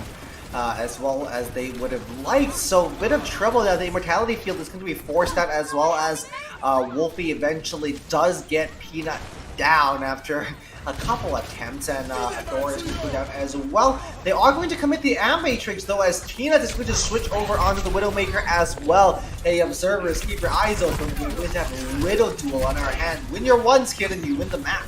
Hey, but they're looking fine. That Widowmaker is just not going to be able to escape Sigma, though the mines shut that down. They're going to be looking more for a quick reset. Phoenix Rebirth are going to be struggling just to be able to come back. However, they do have more of the advantage. They died at very interesting angles, and Peanut very much is still alive, and comes back, hits the Widow to take this duel. It's just starting to shut people down. My ultimate is ready. Come on. Yeah, and I did not expect Phoenix Rebirth to be able to make that work, but as soon as the Arisa came back, all of a sudden things changed up. They have the bongos here now as well, so Icarus forced to respect... Nope, forget what I said. Icarus forced to take matters into their own hands and take down Peanut. Wolfie with a great headshot onto Peanut there. Is going to be able to buy their team a lot of space here, but Cuddle is going to pop up on this Genji, getting a bunch of kills, jumping after Wolfie, and this time winning the one and getting the elimination as well. The Blade is now online, no nano boost or no mercy damage boost to be able to back them up, but that might be enough to force out the trans. That's enormous. Cuddle absolutely frustrated, just lets themselves die from that. But now they're struggling because Peanut's still alive, still headshotting you. Yeah, Peanut got the double, and oh my goodness, Peanut got the double, but Lyric taking a very brave move to take some pot shots at a Widow with sights up, but it does work out as Peanut now was forced to back out there, and the mines and the sights are no more. Mines are going to come out, though. Wolfie taking the L, now switching over onto that Soldier as Phoenix Rebirth seems to have this all unlocked. The Flux is going to come out as well. No ability to cancel that. The tank line is deleted. 30 seconds remaining here for Phoenix Rebirth. They look in control. Wow, they look absolutely in control. Is it because I said that Icarus were going to be able to kind of bring it back? Is it because I said Icarus looked like they had a better mechanical team, and yet the synergy and kind of more flexibility of Phoenix Rebirth are now working out in their favor, and the fact that Peanut has just shown up with Cuddle to be able to win these fights out. Same with just Defran, Star, the entirety of Phoenix Rebirth are taking this 110% seriously. Yeah, and Peanut's just playing very patient here, waiting to take this Whittle duel, basically ignoring what's happening everywhere else. And everywhere else, it's a graveyard for flex supports as the dive comes through. Both teams trade their flex supports, almost like their dive bait. And the Whittle duel continues here. Oh, Peanuts, I think, messes up the jump shot there, but it doesn't matter because Icarus are crumpling on point here. And, oh no, they sent Cuddle after the Widow yet again. The tiebreaker this time, these two are one-on-one in duels against each other, but it doesn't matter. Phoenix Rebirth walked on a great defense. Like you said, you said Icarus might be having a bit of a resurgence here and might pop off on Junkertown. Phoenix Rebirth, to quote the great Michael Jordan, and I took that personally. They were not having any of it. And Icarus, well, you're coming up against the first seed and it shows. Phoenix Rebirth, a very, very good performance. Yeah, I gotta say, sometimes I think a lot of casters, and that becomes the big issue, is that we try to predict these players. We try to get inside their minds and understand what they're going to do before they do it. So we look a lot smarter in that everything becomes more clear to the audience and what's happening when we talk to them. But that becomes the big issue.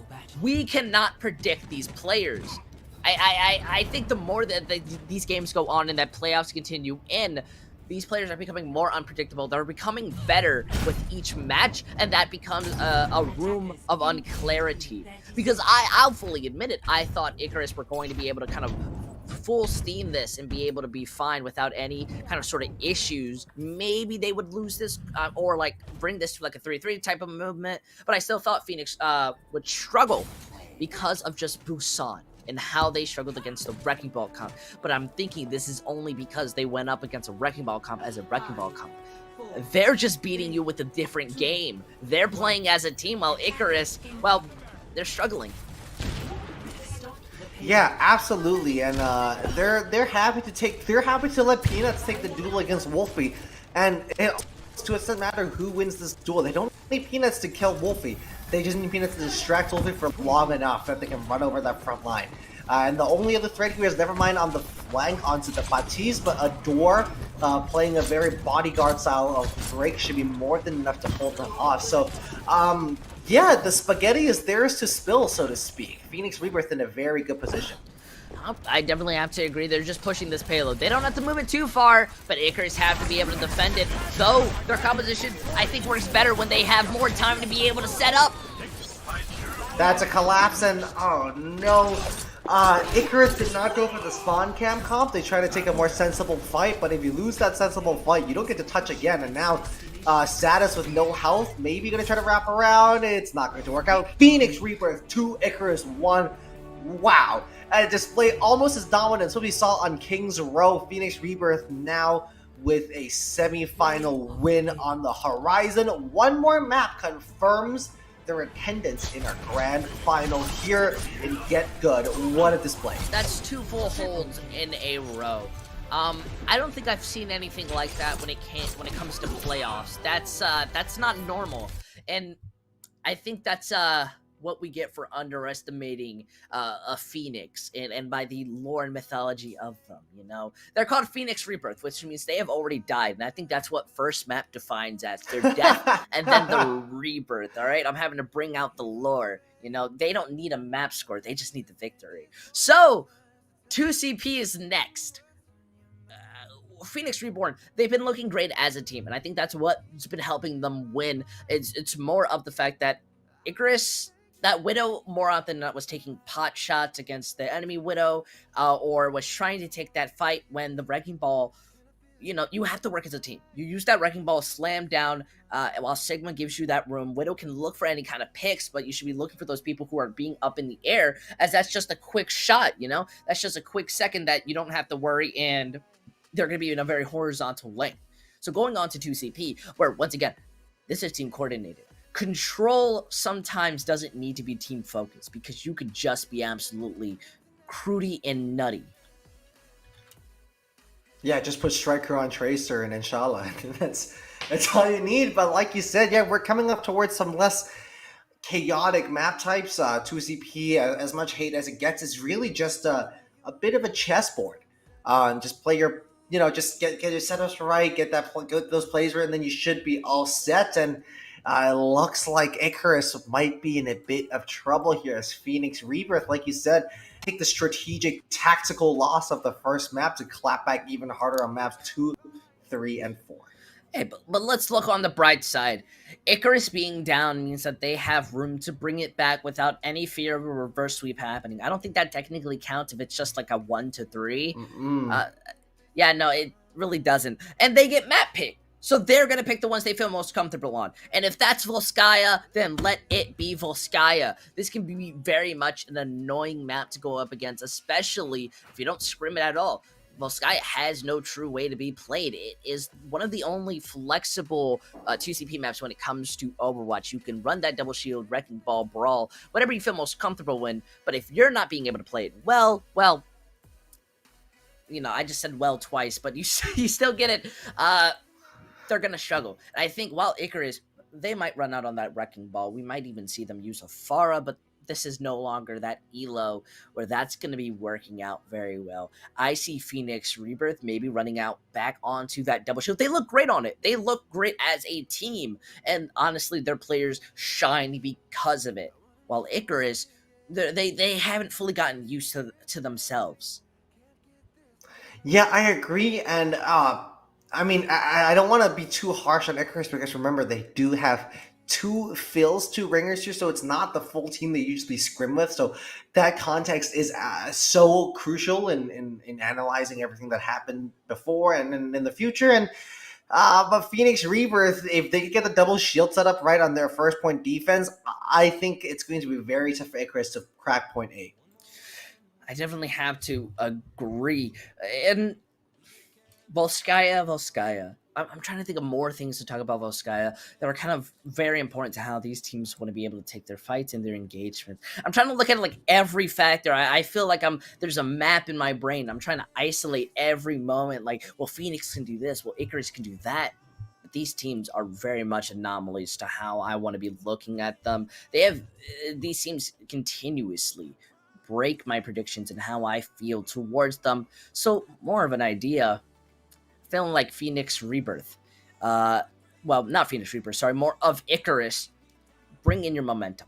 Play to your strengths. I think the biggest part about having a ringer is that unpredictability. Your enemy team is not going to know what you're going up against, so use that. Play to the your funny advantage. comps. Yeah, play stuff that don't naturally work. Maybe run a Bastion, who knows? Because if that's somebody's specialty, or if you're just like having fun, you'll be able to bring it out with the ringers. You have to shine on their attributes too, even if you're kind of being more weaker in a sense.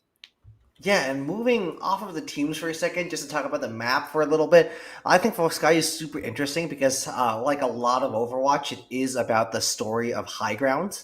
The first and second map just has this low ground in the middle and just this death zone in the middle, and you're set up all around. You have this big ring to set up on, and you just kind of you're allowed to do whatever you can to lock that down so you can free fire on the death zone.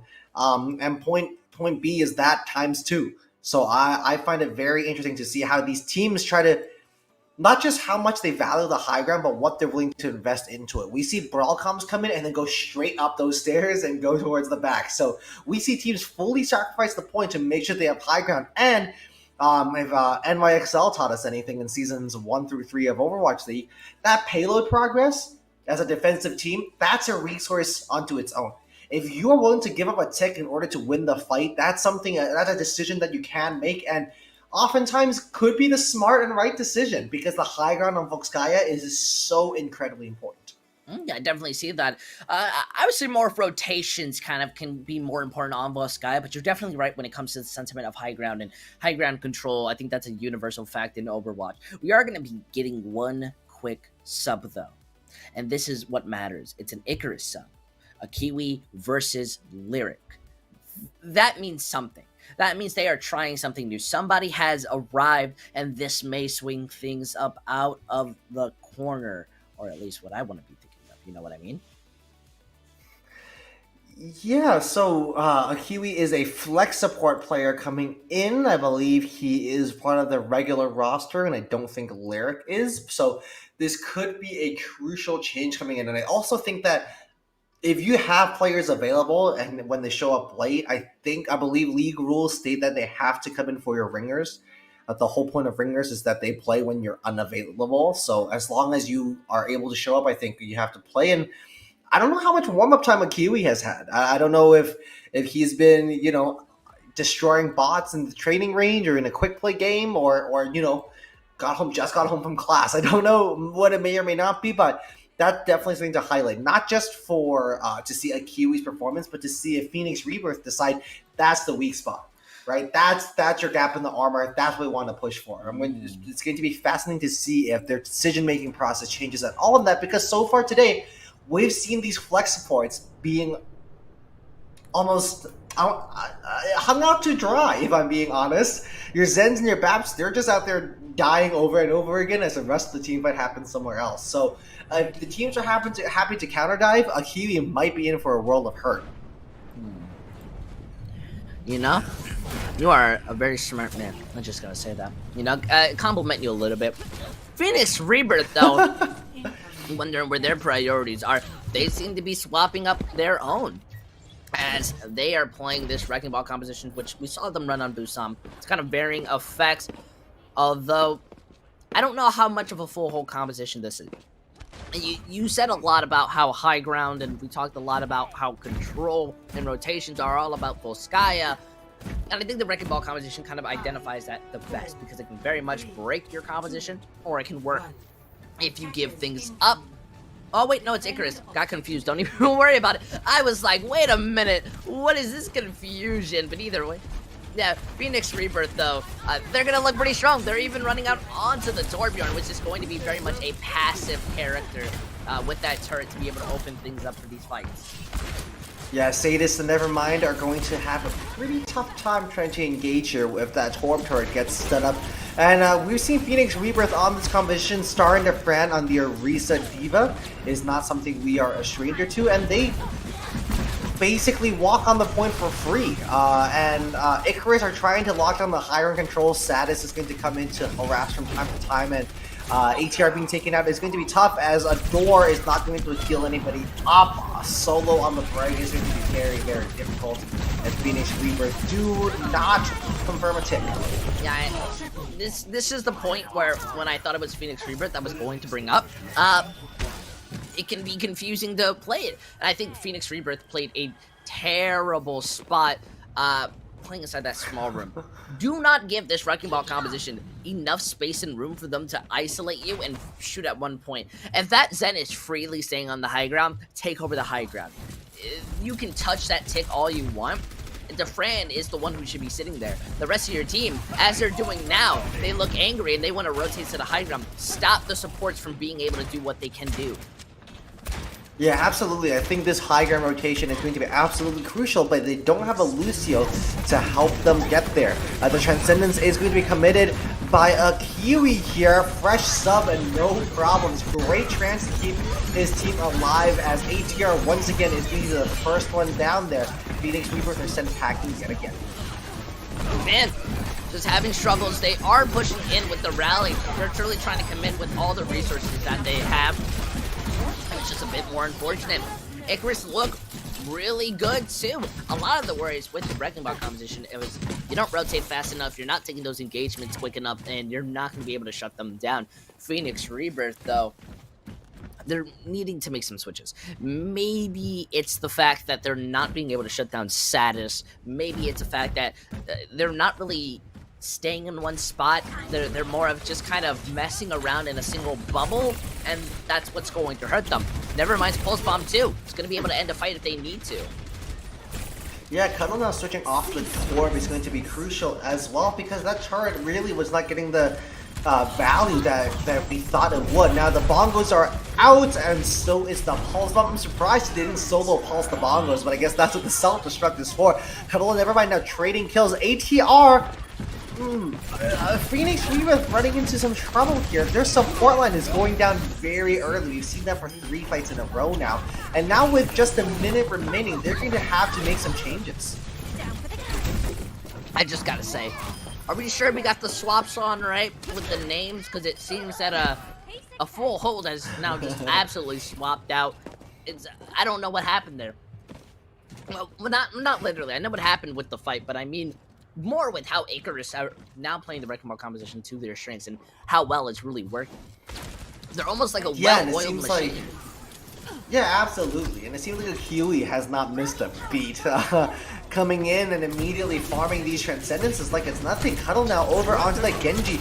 We've seen some Genji today, and I'm a little confused, if I'm being honest. I don't know what Genji's really accomplished in this current meta. I think that's one of the very few heroes that are viable for the moment, but better you guys than me. I don't know how to play Genji.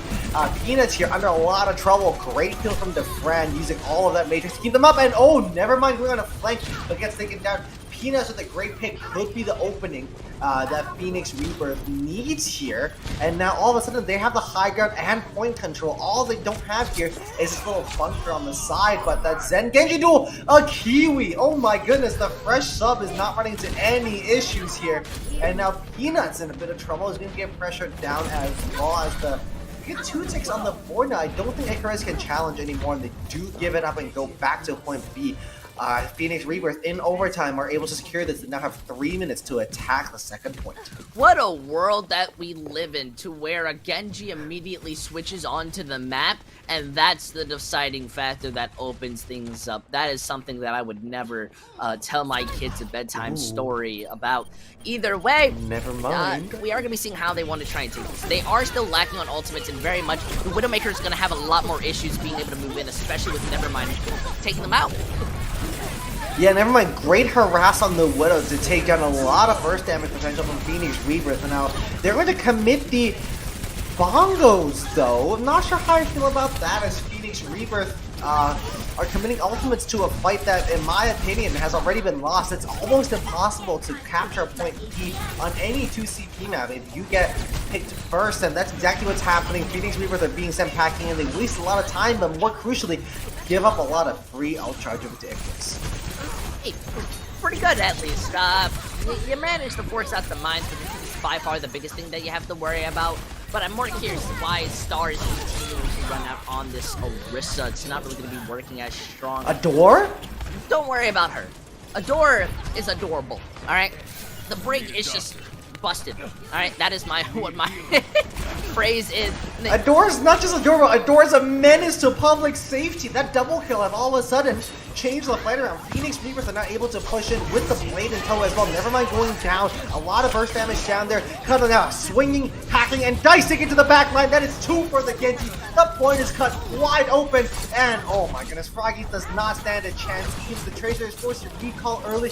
Tuttle has single-handedly opened up this point, and Phoenix Rebirth are fully there supporting their Genji. As soon as that blade came out, they push forward to distract the enemy team as much as possible. Icarus now are in full stall mode. Saddest, their best stall potential is going to get the lead. Bob on point out already at half health, and is not going to be long for this Earth either.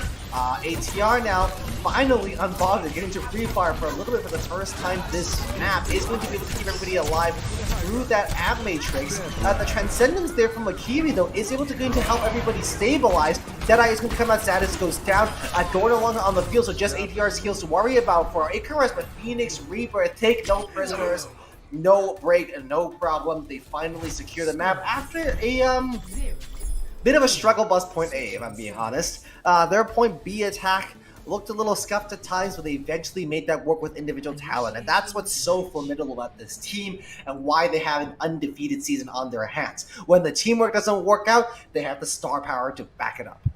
I'm just gonna say, I was not really expecting that blade to get too much room, but it was the fact that Phoenix Rebirth played it as a team. I think more than anything, a lot of Genjis rely on a Nano, rely on their own individual talent, and set themselves up for defeat. When you look a lot better as a team. That blade was absolutely play-worthy. I want to see that in a montage. I might make that montage. Who knows? Either way, my point being, Phoenix Rebirth are doing everything that they can as a team. And that's why we're seeing them succeed as far as they can. And being able to kind of clutch things up.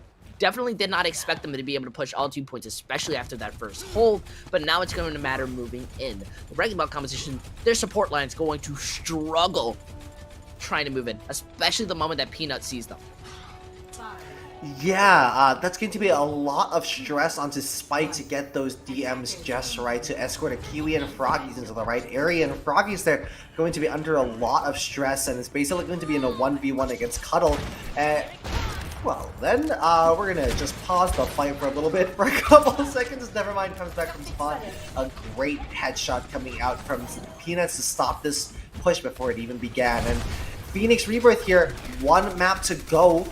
They have their win condition. Give up 5 ticks, and they'll still be okay for that grand final spot waiting. Yeah, they are trying to kind of set themselves up, give their own room for their squishies to be able to move around, but it's not really working out into their favor, solely from the fact that Peanut was alive to be able to shoot you.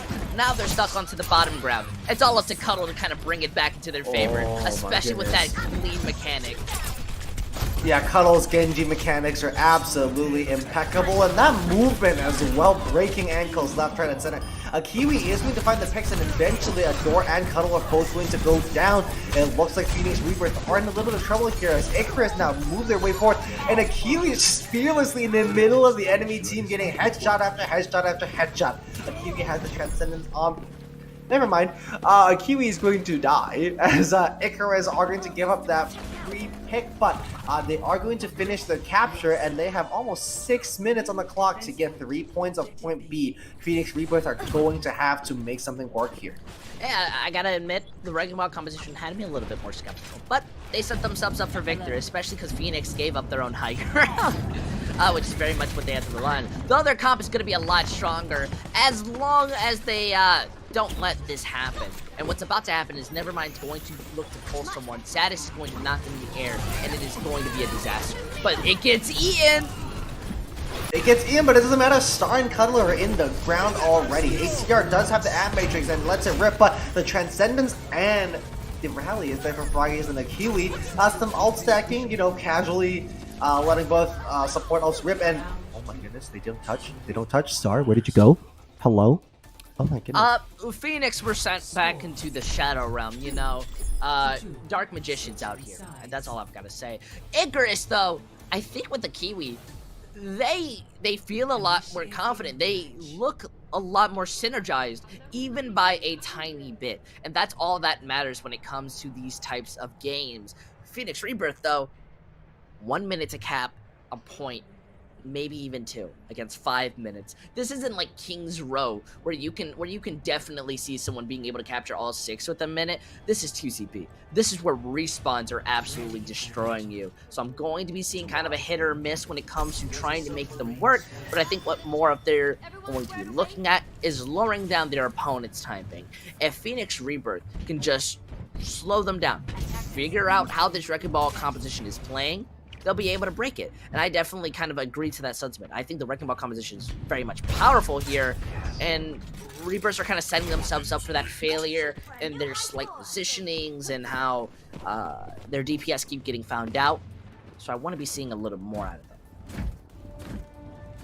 Yeah, no, this is a scenario I did not expect after Phoenix captured both points on their attack, and they're going to come out on a comp we've seen before. And what is super important here is how Adore and ATR play, because we saw those supports go down over and over again, especially ATR being the first player dead in a lot of engagements. So it's going to be very important to see that that's no longer becoming a habit.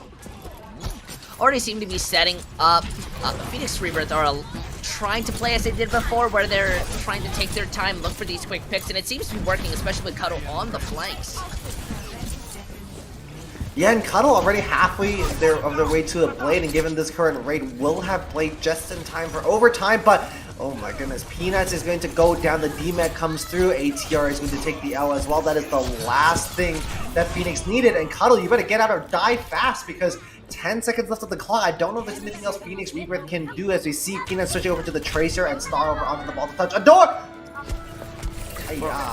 Peanuts touch? Yes. So overtime is triggered here. Cuddle now onto the Widow, as, okay, Peanuts won the 1 there to be able to kill the enemy Tracer.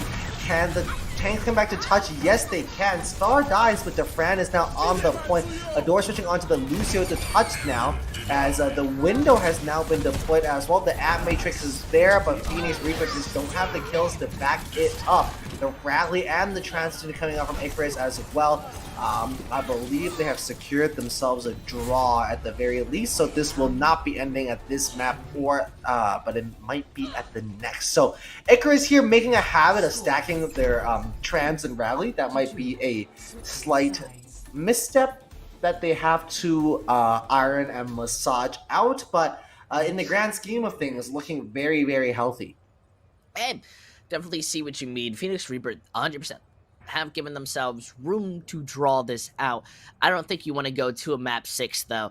That is so drain. Have you ever been to a map 6? I've been to a map 7. Yes, before. I have. Oh my, you poor soul. I have casted a map 7, and my goodness. All right, listen. All right, I relate to that. I relate to that sentiment, and my goodness, can it just be draining to just play this long, especially after getting 2 good full holds, and now you're the one being on to the back foot. I feel that's such conflicting feelings, where at first your ego's up, you're feeling like, yeah, we've got this, and then they're like, wait a second, their gaming chair, they've turned off the recliner, they're sitting up, they're ready to take us out, especially with the Healy back in. They're going to be looking a lot cleaner. Their executions have been absolutely excellent too. I think Phoenix were hoping that they would make the same mistakes as they did before, but that wasn't a last second fight scenario where Icarus were making kind of a big mistake. They're panicking under the pressure. They're now kind of full adrenaline up and paying attention. So using this composition, trying to break this double shield, it's not going to be too hard, because Icarus have already shown they're proficient at breaking stuff. And Cuddle now is going to be on the Torbjorn. We saw that on the attack front, and they decided to switch off of it, and we never saw it again. I don't think we've seen it on defense, and Torb does seem a little more viable playing defense, as we see that Ford Hurd getting chunked down with no response. Sad as full house, really good slam, tossing the break and Arisa up in there, and Spike immediately follows up on the damage. Now the Cassidy flashbang is going to slow down that Wrecking Ball progress here, but as long as you keep getting trades like this, the attacking team is very happy.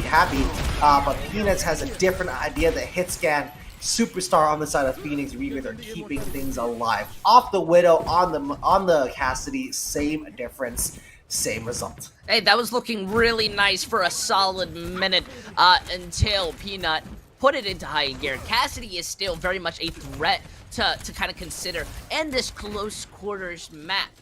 Now you're having to worry about how it goes playing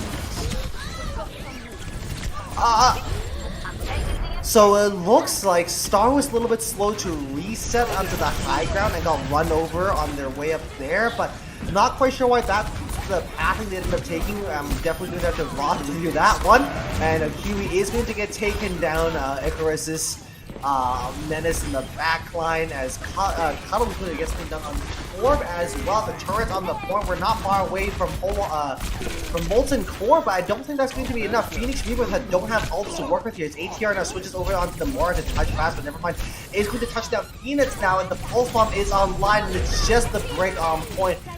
The rally is there as well, but put your shield up, buddy. You got no health left. A door is going to cut down as well. No replays of her heroics on her attack run for Phoenix Rebirth, and it's just now full stall or clock here. Can anybody else? No, they cannot. Icarus looking so very clean on Volskaya, tying up the series 2-2. And now we head to, for the second time this evening, a map 5 tiebreaker.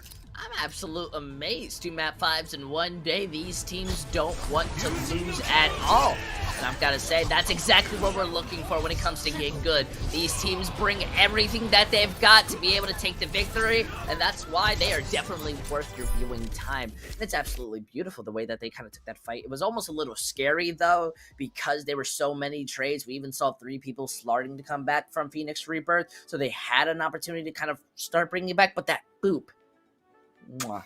A lot of kisses coming out. They just set up their win conditions, and that's pretty much kind of the bread and butter of how it works. Phoenix Rebirth just did not know how to play against the Wrecking Ball comp in Volskaya.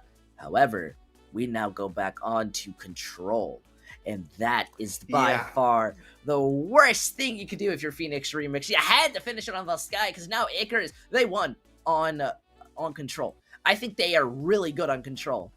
So yeah, you fought them to kind of a standstill, but depending on the map choice, it can be much of an issue going forward. Yeah, it's been a bit of a struggle here for them, and going on to Control, their confidence might be shaken already, and on the side of Icarus, they're going to want to keep the momentum up. They're going to want to keep pushing, keep playing, and to keep the tempo up and to keep break times to a minimum, and that might be coming up. I don't think we're getting a break here. So we're just going to keep pushing through onto map 5, just waiting for teams to select a map, and we can get going again. Breakneck pace here and GitGud. Shout out our producers, Luca and Capitano, keeping things going, and a live user. I don't even know how to set this up. Our second map 5 of the day. It's all coming ahead. Man, you know, the way I want to set this up is, I think, more of a sentiment. It is this storyline has been interesting. A lot when we look at these teams, we're trying to make it as entertaining as possible. That's not enough without kind of the help of our producers, and they've been doing absolutely fantastic. There's so many people behind the scenes. I'd recommend checking out the GitGud Twitter, because that's where you can see everyone's social medias and see who's making this beautiful broadcast exist. I know they hear me. So when moving into our last map, Lijiang Tower, we're gonna have one more entertaining map to try to prove it to you. And look at that. Don't worry about that small mistake. All right, the producers are doing great. You don't know what you're talking about. Lijiang Tower. This is not very much a Wrecking Ball map. It still very much can be a Wrecking Ball map. I think it just matters on what point we're going to be landing on first and second. If it goes to all 3, then it's debatable. But if we get first kind of 2 of like Gardens and Night Market, this very much can go into the favor of Icarus. Yeah, no, this is going to be a real litmus test for the backbone, the spine, and the spirit of Phoenix Rebirth here, and might need them to live up to their name here, because if I'm being completely honest, they have looked a little boomed. They are really struggling to string it together, and I think in their head, they know that Icarus had to bring ringers to the game and don't have a full roster, and when you're expected to win, when you're the favorite like that, that brings its own pressure that you've never had before. All of a sudden, you have something to lose, and that's why we all root for and want to be the underdog, because in a way it's easier mentally to deal with that underdog pressure than it is to deal with being the favorites. And we're seeing that play out with Phoenix Rebirth. So they need to band their heads together, get a really good pep talk in, and come back refreshed and stronger, because Icarus don't look like they're going to slow down. Man, more than anything, I think it matters on your mentals and how you're looking at this. A lot of teams, one second. Oh man, that is Mika's day. A lot of these teams are looking more at how they're going to take this fight. They're not saying to themselves, "Man, last fight, what a poopy butthole." No. They're sitting there saying, "All right, guys, clean up. We've got this." It's raining out the tears of the chat. They want to see their favorite team win, but who is going to deny somebody their own satisfaction? I can't really say. It is going to be interesting though. Seeing that pause out, that's the interesting part. But more than anything, I think kind of the idea, we get a little peek at their comps. I don't know how well Dive is on Lijiang Tower. I definitely think Wrecking Ball works because it's a lot faster and a lot more mobile. But Dive, not the best. Bit of a debate. Maybe it's not exactly what we were planning for here, but that can come later. Lijiang is a very dynamic map. I have a soft spot for Lijiang because it's, like I said, it's an hour away from where I grew up. It's the Lijiang itself is actually a river. That's what the Jiang in Lijiang means, and the downtown area is based on a city called Yangshuo. That's like the main tourist attraction area there, and Lijiang runs right through the middle of Yangshuo, and there's a great little night market, and a lot of things to do on the water, and I'm just a big fan of that map. It brings back a lot of good memories from a lot of trips that I took with my friends there. So it's like the first trip I took with my friends without my parents. So I was like 14, 15, and like very ooh, we're adults kind of moment. So I do have very much of a soft spot for Yangshuo, and I love that made it into Overwatch. Man, that's absolutely fascinating. You see, I come from a small land of Puerto Rico, so I'm not going to get a big map like that. So kind of hearing these stories in the sense of it's so beautiful just to be able to see that. I feel like if you were to go in the map, you could point something out, and to me, no, I would never know. Yeah, no, it's really cool to see that kind of detailed representation, because you could tell the teams really put a lot of love into kind of really representing and capturing the spirit of the area. So obviously there's a rocket about to take off, so it doesn't look anything like Yangshuo actually looks like, but the spirit of the night market and how it's almost always a festivity, like a festive party vibe in Yangshuo. Everybody's just happy to be there. I think that's captured really well on Lijiang, so I'm a big fan of that.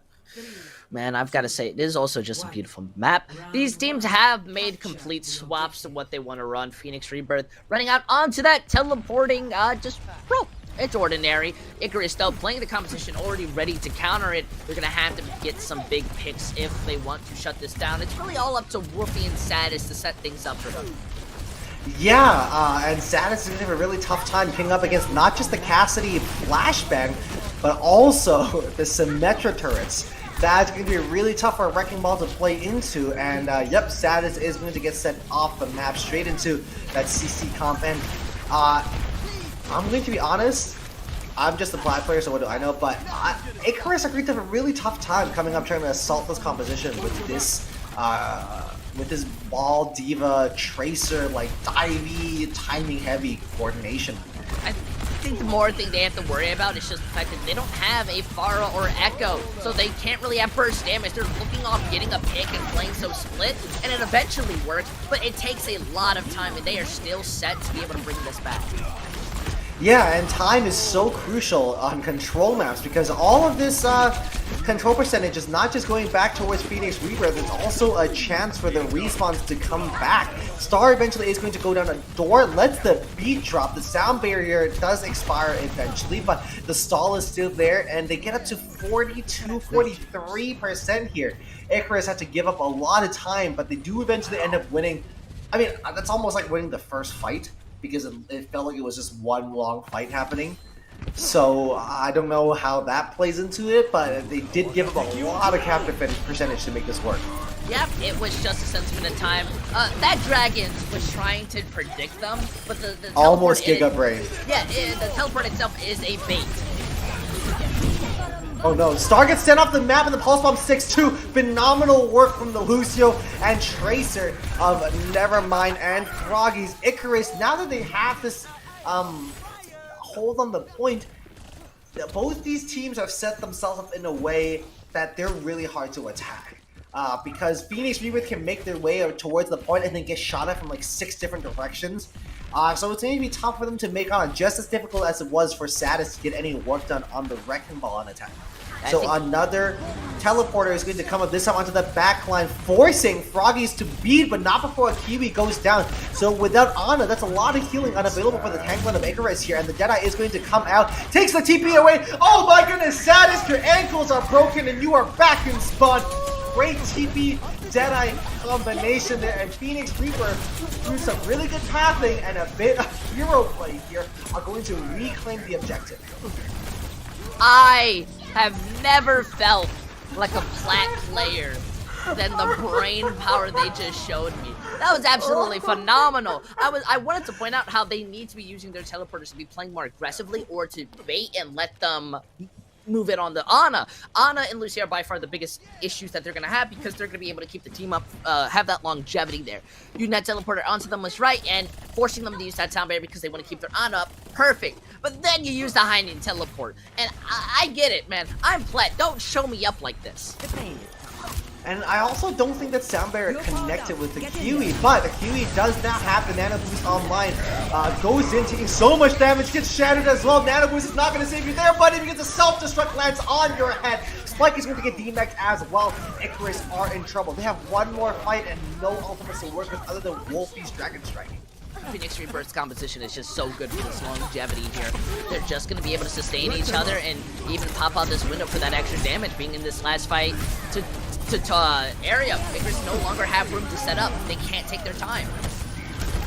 Alright, and not just that, Phoenix Rebirth now have a sound barrier to work with as well. Icarus are running into a world of hurt, but they have to touch the point. They have to throw out his forward because it's overtime. Deadeye is online as well. The Symmetra wall expires, but I don't think anything else is going to change here, and they cannot touch Phoenix Rebirth. A fantastic round here to get control. They lead 1-0. They are 1 round away, 100 seconds of capture percentage away from booking a spot in the grand final. Oh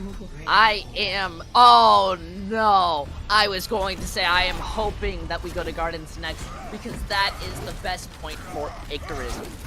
This is worst case scenario. And I think that's a given from the fact that Phoenix Rebirth already understand how a teleport works, so they're ready to be able to punch onto you or really play. They are switching their composition up a little bit, which may be a bit of a further issue. I still think Phoenix Rebirth have a very good chance of being able to play against this. It more matters if Icarus are going to be able to play against it more than anything. The Junkrat's Yasin is going to be very difficult for Satis to do anything about here, as they wisely choose to take the long way around, giving the Echo lots of long sidelines to work with here, because Phoenix Rebirth don't have a single person to touch that Echo. So as long as Wolfie lands their shots, that could be a big game changer for Icarus. Now they are kind of looking for that split. Satis is just taking so much damage they can't even set up, and they're having a big issue taking control of the point. I think they're breaking that TV. It's going to be a big point for them to be able to move in. Yet they're so, oh no, Wolfie gets caught on the ground by the Junkrat, and all of a sudden Phoenix Rebirth have a man advantage here. They're so good at using the TP to get not just into fights, but out of trouble as well, and that's the only reason the Star's still alive. The tanks are just alternating touches using the TP. Pulse Bomb goes out, catches the Lucio, a door goes down. ACR does have the Ad Matrix, chooses to hold on to it for the time being though, as Kiwi now closer and closer onto their Nano Boost of their own. The fight is being turned around, nobody's captured the point yet. The Nano Boost is now online, it's going to come out, not quite, as Kiwi now under so much stress, so much trouble. The Nano Boost eventually is, nope, still not going to come out, and great direct hit onto the Lucio as well. Kiwi showing up, no warm-up, no problem. Those are fantastic mechanics. A direct hit, a body shot on Lucio, a nade, and then another shot from the melee got the door so low, and the teammates were there to clean her up, sorry, as Icarus now, against all odds, have managed to lock this down. Aye. They are just, Phoenix Rebirth has been so long for these fights. This wall will help them a little bit, but they need to be taking it much faster. Oh, that nano slam plus the mine absolutely deleted Cuddle. And Sad is now on a map that we said wasn't a good ball map. Is absolutely popping off, having a series of his lifetime. Wolfie down in big trouble, eventually able to get that cooldown out of the way, still being chunked down solo. No mercy means no immediate kills on the Echo, and they choose not to commit the duplication here either, because it looks like they've already won the fight, and Kiwi now safely just going to recharge those ultimates. Oh wow! Okay, so the shatter does come out. Star with the shatter. He's going to get taken out by the pulse bump. I don't know how I feel about that investment. You put words into my mouth, okay? Alright, I said it's not that strong if Phoenix Rebirth played to their strengths. They have not been playing to their strengths at all in the way that they want to take these fights. And Icarus have been showing up by taking these engagements first. They've been looking absolutely beautiful. Now they have a big ultimate that relies on splitting them up. Yeah, and Peanuts unable to get too much work done with the Deadeye here, but they do get a lot of point presence. The Diva Bomb comes out though, so no shield is going to be a lot of problem for Star, but it doesn't matter. Wolfie and Spike are going to go down very, very early on, and a Kiwi going down means that Nano Boost, okay, Nano Boost is going to be committed, but no more burst healing of the Ana is going to come out. The ball is doing everything in their ability to stall, get them to OT, but it is a lost fight for Icarus, and they know it. Man. Definitely have to agree. It's just a bit of an unfortunate scenario. You also couldn't use that bomb the way you wanted to. They pushed onto the point. You were very in an uncomfortable position. This is where Phoenix Rebirth have a better chance of holding this point solely because their competition works better. They can definitely hold this close. They can just brawl on if they don't want hold to. it close, and though. yet they're very scared because they don't want to sacrifice that point tick or recapture. Yeah, lovely move from Adore to stop Saddest in his tracks as the mines now come through, and the burst damage is enormous. Adore there trying to keep everybody up with a great sound barrier. The duplication onto the Reinhardt is going to come out as well, and this Echo Ryan is going to be unstoppable, hitting the back line. Does the hammer come down? Yes, it does. The Eagle Black Shatter, absolutely enormous. Can Icarus turn this to a very rapid point one? Yes, they can. It is drawn up 1-1, and once again for the second series this evening, back-to-back tiebreaker rounds on tiebreaker maps. Wow, user, what a series. What an evening of Overwatch we've had on our hands. I definitely gotta say that I agree. Now this is where I feel more scared for Phoenix Rebirth. This is very much a very dive-heavy map, and I think Icarus have shown very much proficiency when it comes to this wrecking ball composition. And Phoenix Rebirth, they've been struggling not only to adapt to a Kiwi who has been kind of showing up, coming back in here, and there's a slight difference that a Kiwi has been making, and that's the fact that the team seems to be a bit more comfortable with playing. Kiwis being able to set up in positions to where the team's able to kind of peel back from. They seem to always know where a Kiwi is, and that's what I like to see. That's kind of why it matters a lot to have your main team or just synergy, as my camera wants to be a little weird. I think we're seeing that a lot, especially with how good a Kiwi is. The Kiwi didn't get hit by that shatter because the Kiwi knew that they don't have to overstep themselves to hit their shots and be with their team. They were able to keep up their baby Diva, which meant that Diva's going to be alive for much longer. Ryan got taken out. Boom. While Phoenix Rebirth are trying to play Brawl into a composition that's continuously running away from them, taking a U-turn and then slamming down, meaning that they are getting hit with damage before they can even hit their opponents. That's why you see this kind of a lot better with these compositions going up against them. You just teleport directly to somebody and take them out. Yeah, you're right. Icarus has been doing so well at kiting that aggression from Phoenix, and then as soon as Phoenix use up their resources, no more speed boost, low DM, low shield, you slap back and you clap in so hard, and it's been working so well. And because after that first round, it feels like they adapted really well to the ability of the Symmetra teleporter to make a big difference. And as soon as they were to kill a TP fast and to rotate out of the way nice and early on, they have looked so clean and so comfortable. Now, given the way this next map is shaped, you have that rotunda in the middle. It's going to be kind of hard to set up super long sightlines when you're squabbling over the point. So I'm very interested to see how that exactly plays out. We're just waiting for the pause to end, as we are being told it is a hardware issue on one of the players, so we are going to maybe just hang out here until somebody can control alt delete their way into a restart. But nope, I lied. We're going straight back into the schedule already. The Arc on the Ballcom and Phoenix Rebirth are matching, but this time with a dive along with the Sombra. Who needs a hardware issue? They have dive. They're going in fast. And they already find the first bit. ATR out for the first time today is going to be the first death that Flexiport is just being farmed as the Icarus are focusing that so hard, and it's got to be tough being singled out as a target like this, as Froggy living up to her name on the Lucio, never touching the ground, just staying on the wall the whole time, being such a pain in the neck with those groups just disrupting everybody else's movement. And Phoenix Rebirth are going for a soft reset, but that elimination on Defran means that there is going to be no Diva and no Matrix available for this push, and they are sent back home.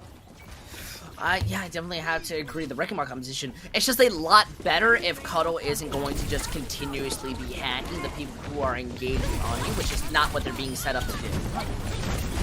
Oh, Peanuts is going to be taken up by Nate as well, but a Kiwi does end up eventually trading that out. The Pulse Bomb gets stuck, a DMAC comes through, EMP catches 3, and Icarus ignores it. Icarus just EMP'd and just completely ignores it. The kill feed still lights up blue on red, and Nevermind is letting them know who's boss. It's like I said, if you're not shutting down Sadis, who is immediately allowing people to come in, or Wolfie, the two main engagers, you are just setting yourself up for defeat. They're not even having to use their ultimates, rather just resources. They're already going to be coming up on 5 to retake this fight, and you use the biggest one in your pocket. Alright, Nano Boost is now online. Are we going to commit? Not quite yet until Kiwi figures that they might die, so they have to let it rip as soon as possible. Adore now with the sound barrier online as well. Both support also are going to be stacked here. Nevermind, so close to a Pulse Bomb as well. Dipping, dodging, and ducking their way through all this damage. Pulse Bomb online. Are we going to commit here? Because Kiwi is going down. A lot of heals not available, but Adore going down as well means that there are no supports here for Rebirth as soon as that Mora dies, and she does. Icarus might just be able to hold on to this and not commit too many ultimates because, well, they run out of the hack that comes out of the spike. Phoenix Rebirth are still trickling onto the front, but if they don't end this engagement soon, then they're going to have to go into full stall mode. If they end it right now, they could still be able to come out in a more coherent fashion and get one last fight in. This 10-0 team, undefeated so far this season, are looking at their first loss, but they can't get it together. My goodness, they have to try to make adaptations. They're not playing this as a brawl comp. They're playing it like a dive, and it's hurting them. Froggy doesn't just take out the Baby Diva. Froggy took out the Meb too with that boop. Both the tanks have been deleted. Well, Wolfie going down could be the light on the horizon, the silver diamond that Phoenix Rebirth defeated. But I don't think that's going to be enough. It's a Kiwi popping up yet again. Then OT timer starts to tick down. As long as that Lucio is out of the fight, that is not going to be a problem for Icarus. They have no players. They had ringers, and they don't have the people that had the lower seed, but somehow Icarus are making this work in their favor. All they have to do is wait out this Diva bump, and they do! Icarus takes the win 3-2. Despite the circumstances, they are going to the grand final. I can't believe it. A team that got full health twice brings it back this hard? That's not something that you often see, and that is giving to the skills and talent and the love that we should be giving to Team Icarus. As you know, as much as they beat Chimp Club, oh my god, as much as they beat Chimp Club, and as much as that makes me sad because you know, it's one of my friends on the team or whatever. Icarus have shown that they are one of the teams that have one of the best chances to reach that grand final champion title. Phoenix Rebirth, while they fall into the losers bracket and they have a moment to kind of refresh, bring it back, I think they have a big issue to work on when it comes to going up against a Wrecking Ball and how to play Shadow Dive and how you're fundamentally supposed to kind of go with it. But they still look great on like everything else. It's just that's kind of scary if Icarus change that much by feeling comfortable in their own atmosphere. Yeah, and Saddest on the ball has been a game changer. A lot of times that commitment to the Wrecking Ball was a bit of a stress factor that I was a little uncomfortable watching, but eventually the quality of the Wrecking Ball play just came out on top of that inflexibility. And we can see here, like you said, full health twice, Kings River and Junkertown were absolute washes for Phoenix, but Icarus got it together. They bound their heads together like, hey, ringer or not, I don't care. A Kiwi subbing in, and we're going to win. And Volskaya was absolutely ridiculous. And Li Jiang, the last 2 points were absolutely dominant. what a series we had on our hands. And I know a Kiwi only showed up for the last couple maps, but I mean that's a very valuable player to have on the squad. If they come in and your play changes that much, make sure a Kiwi's never late again. I definitely have to agree. If that's a sentiment that you're giving to your players and how much that changes, that's either a future Overwatch pro or you guys are just one of the most synergized teams. And that's absolutely what I'd love to see. I definitely think Icarus had to fight for every point that they earned. And going into grand finals, especially in the semis, it's only going to get harder. So they're going to have to start changing things up and getting prepared, especially since this is their second map 5, obviously against Shimp Club in more of a yesterday game. I definitely would want to see a more clean 3-0 because that means that you are convinced that in yourself, confident in yourself to be able to just immediately win. But I can understand the map 5. I just like to overestimate teams sometimes. But this was way better television. Oh, it is. This is going to make great content. And especially, I just hate that it's the end. Especially because we've had such 2 great series. Wonderful chat today. Represent, by the way. And my goodness, I can't believe that it's over, Charles. It is over, but we will be back next week to bring you the grand finals. Oh, no. Where we will definitely see Icarus. Oh, 2 weeks? No. Sunday. We've still got a couple more teams that need to get their matches in. Yes, we do have a loser's bracket to play out in a lot of our different tiers, so we will be back on this channel at Elo Health Esports.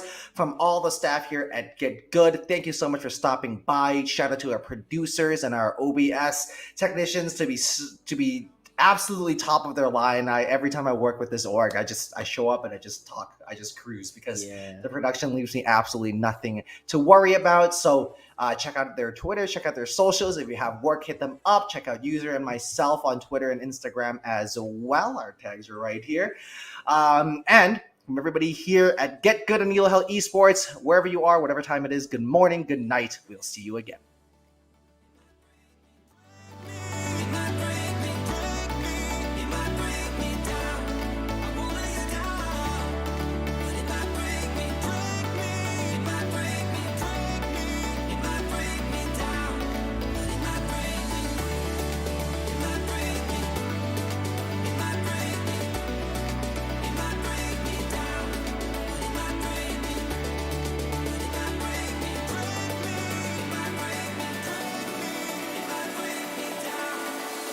Break me.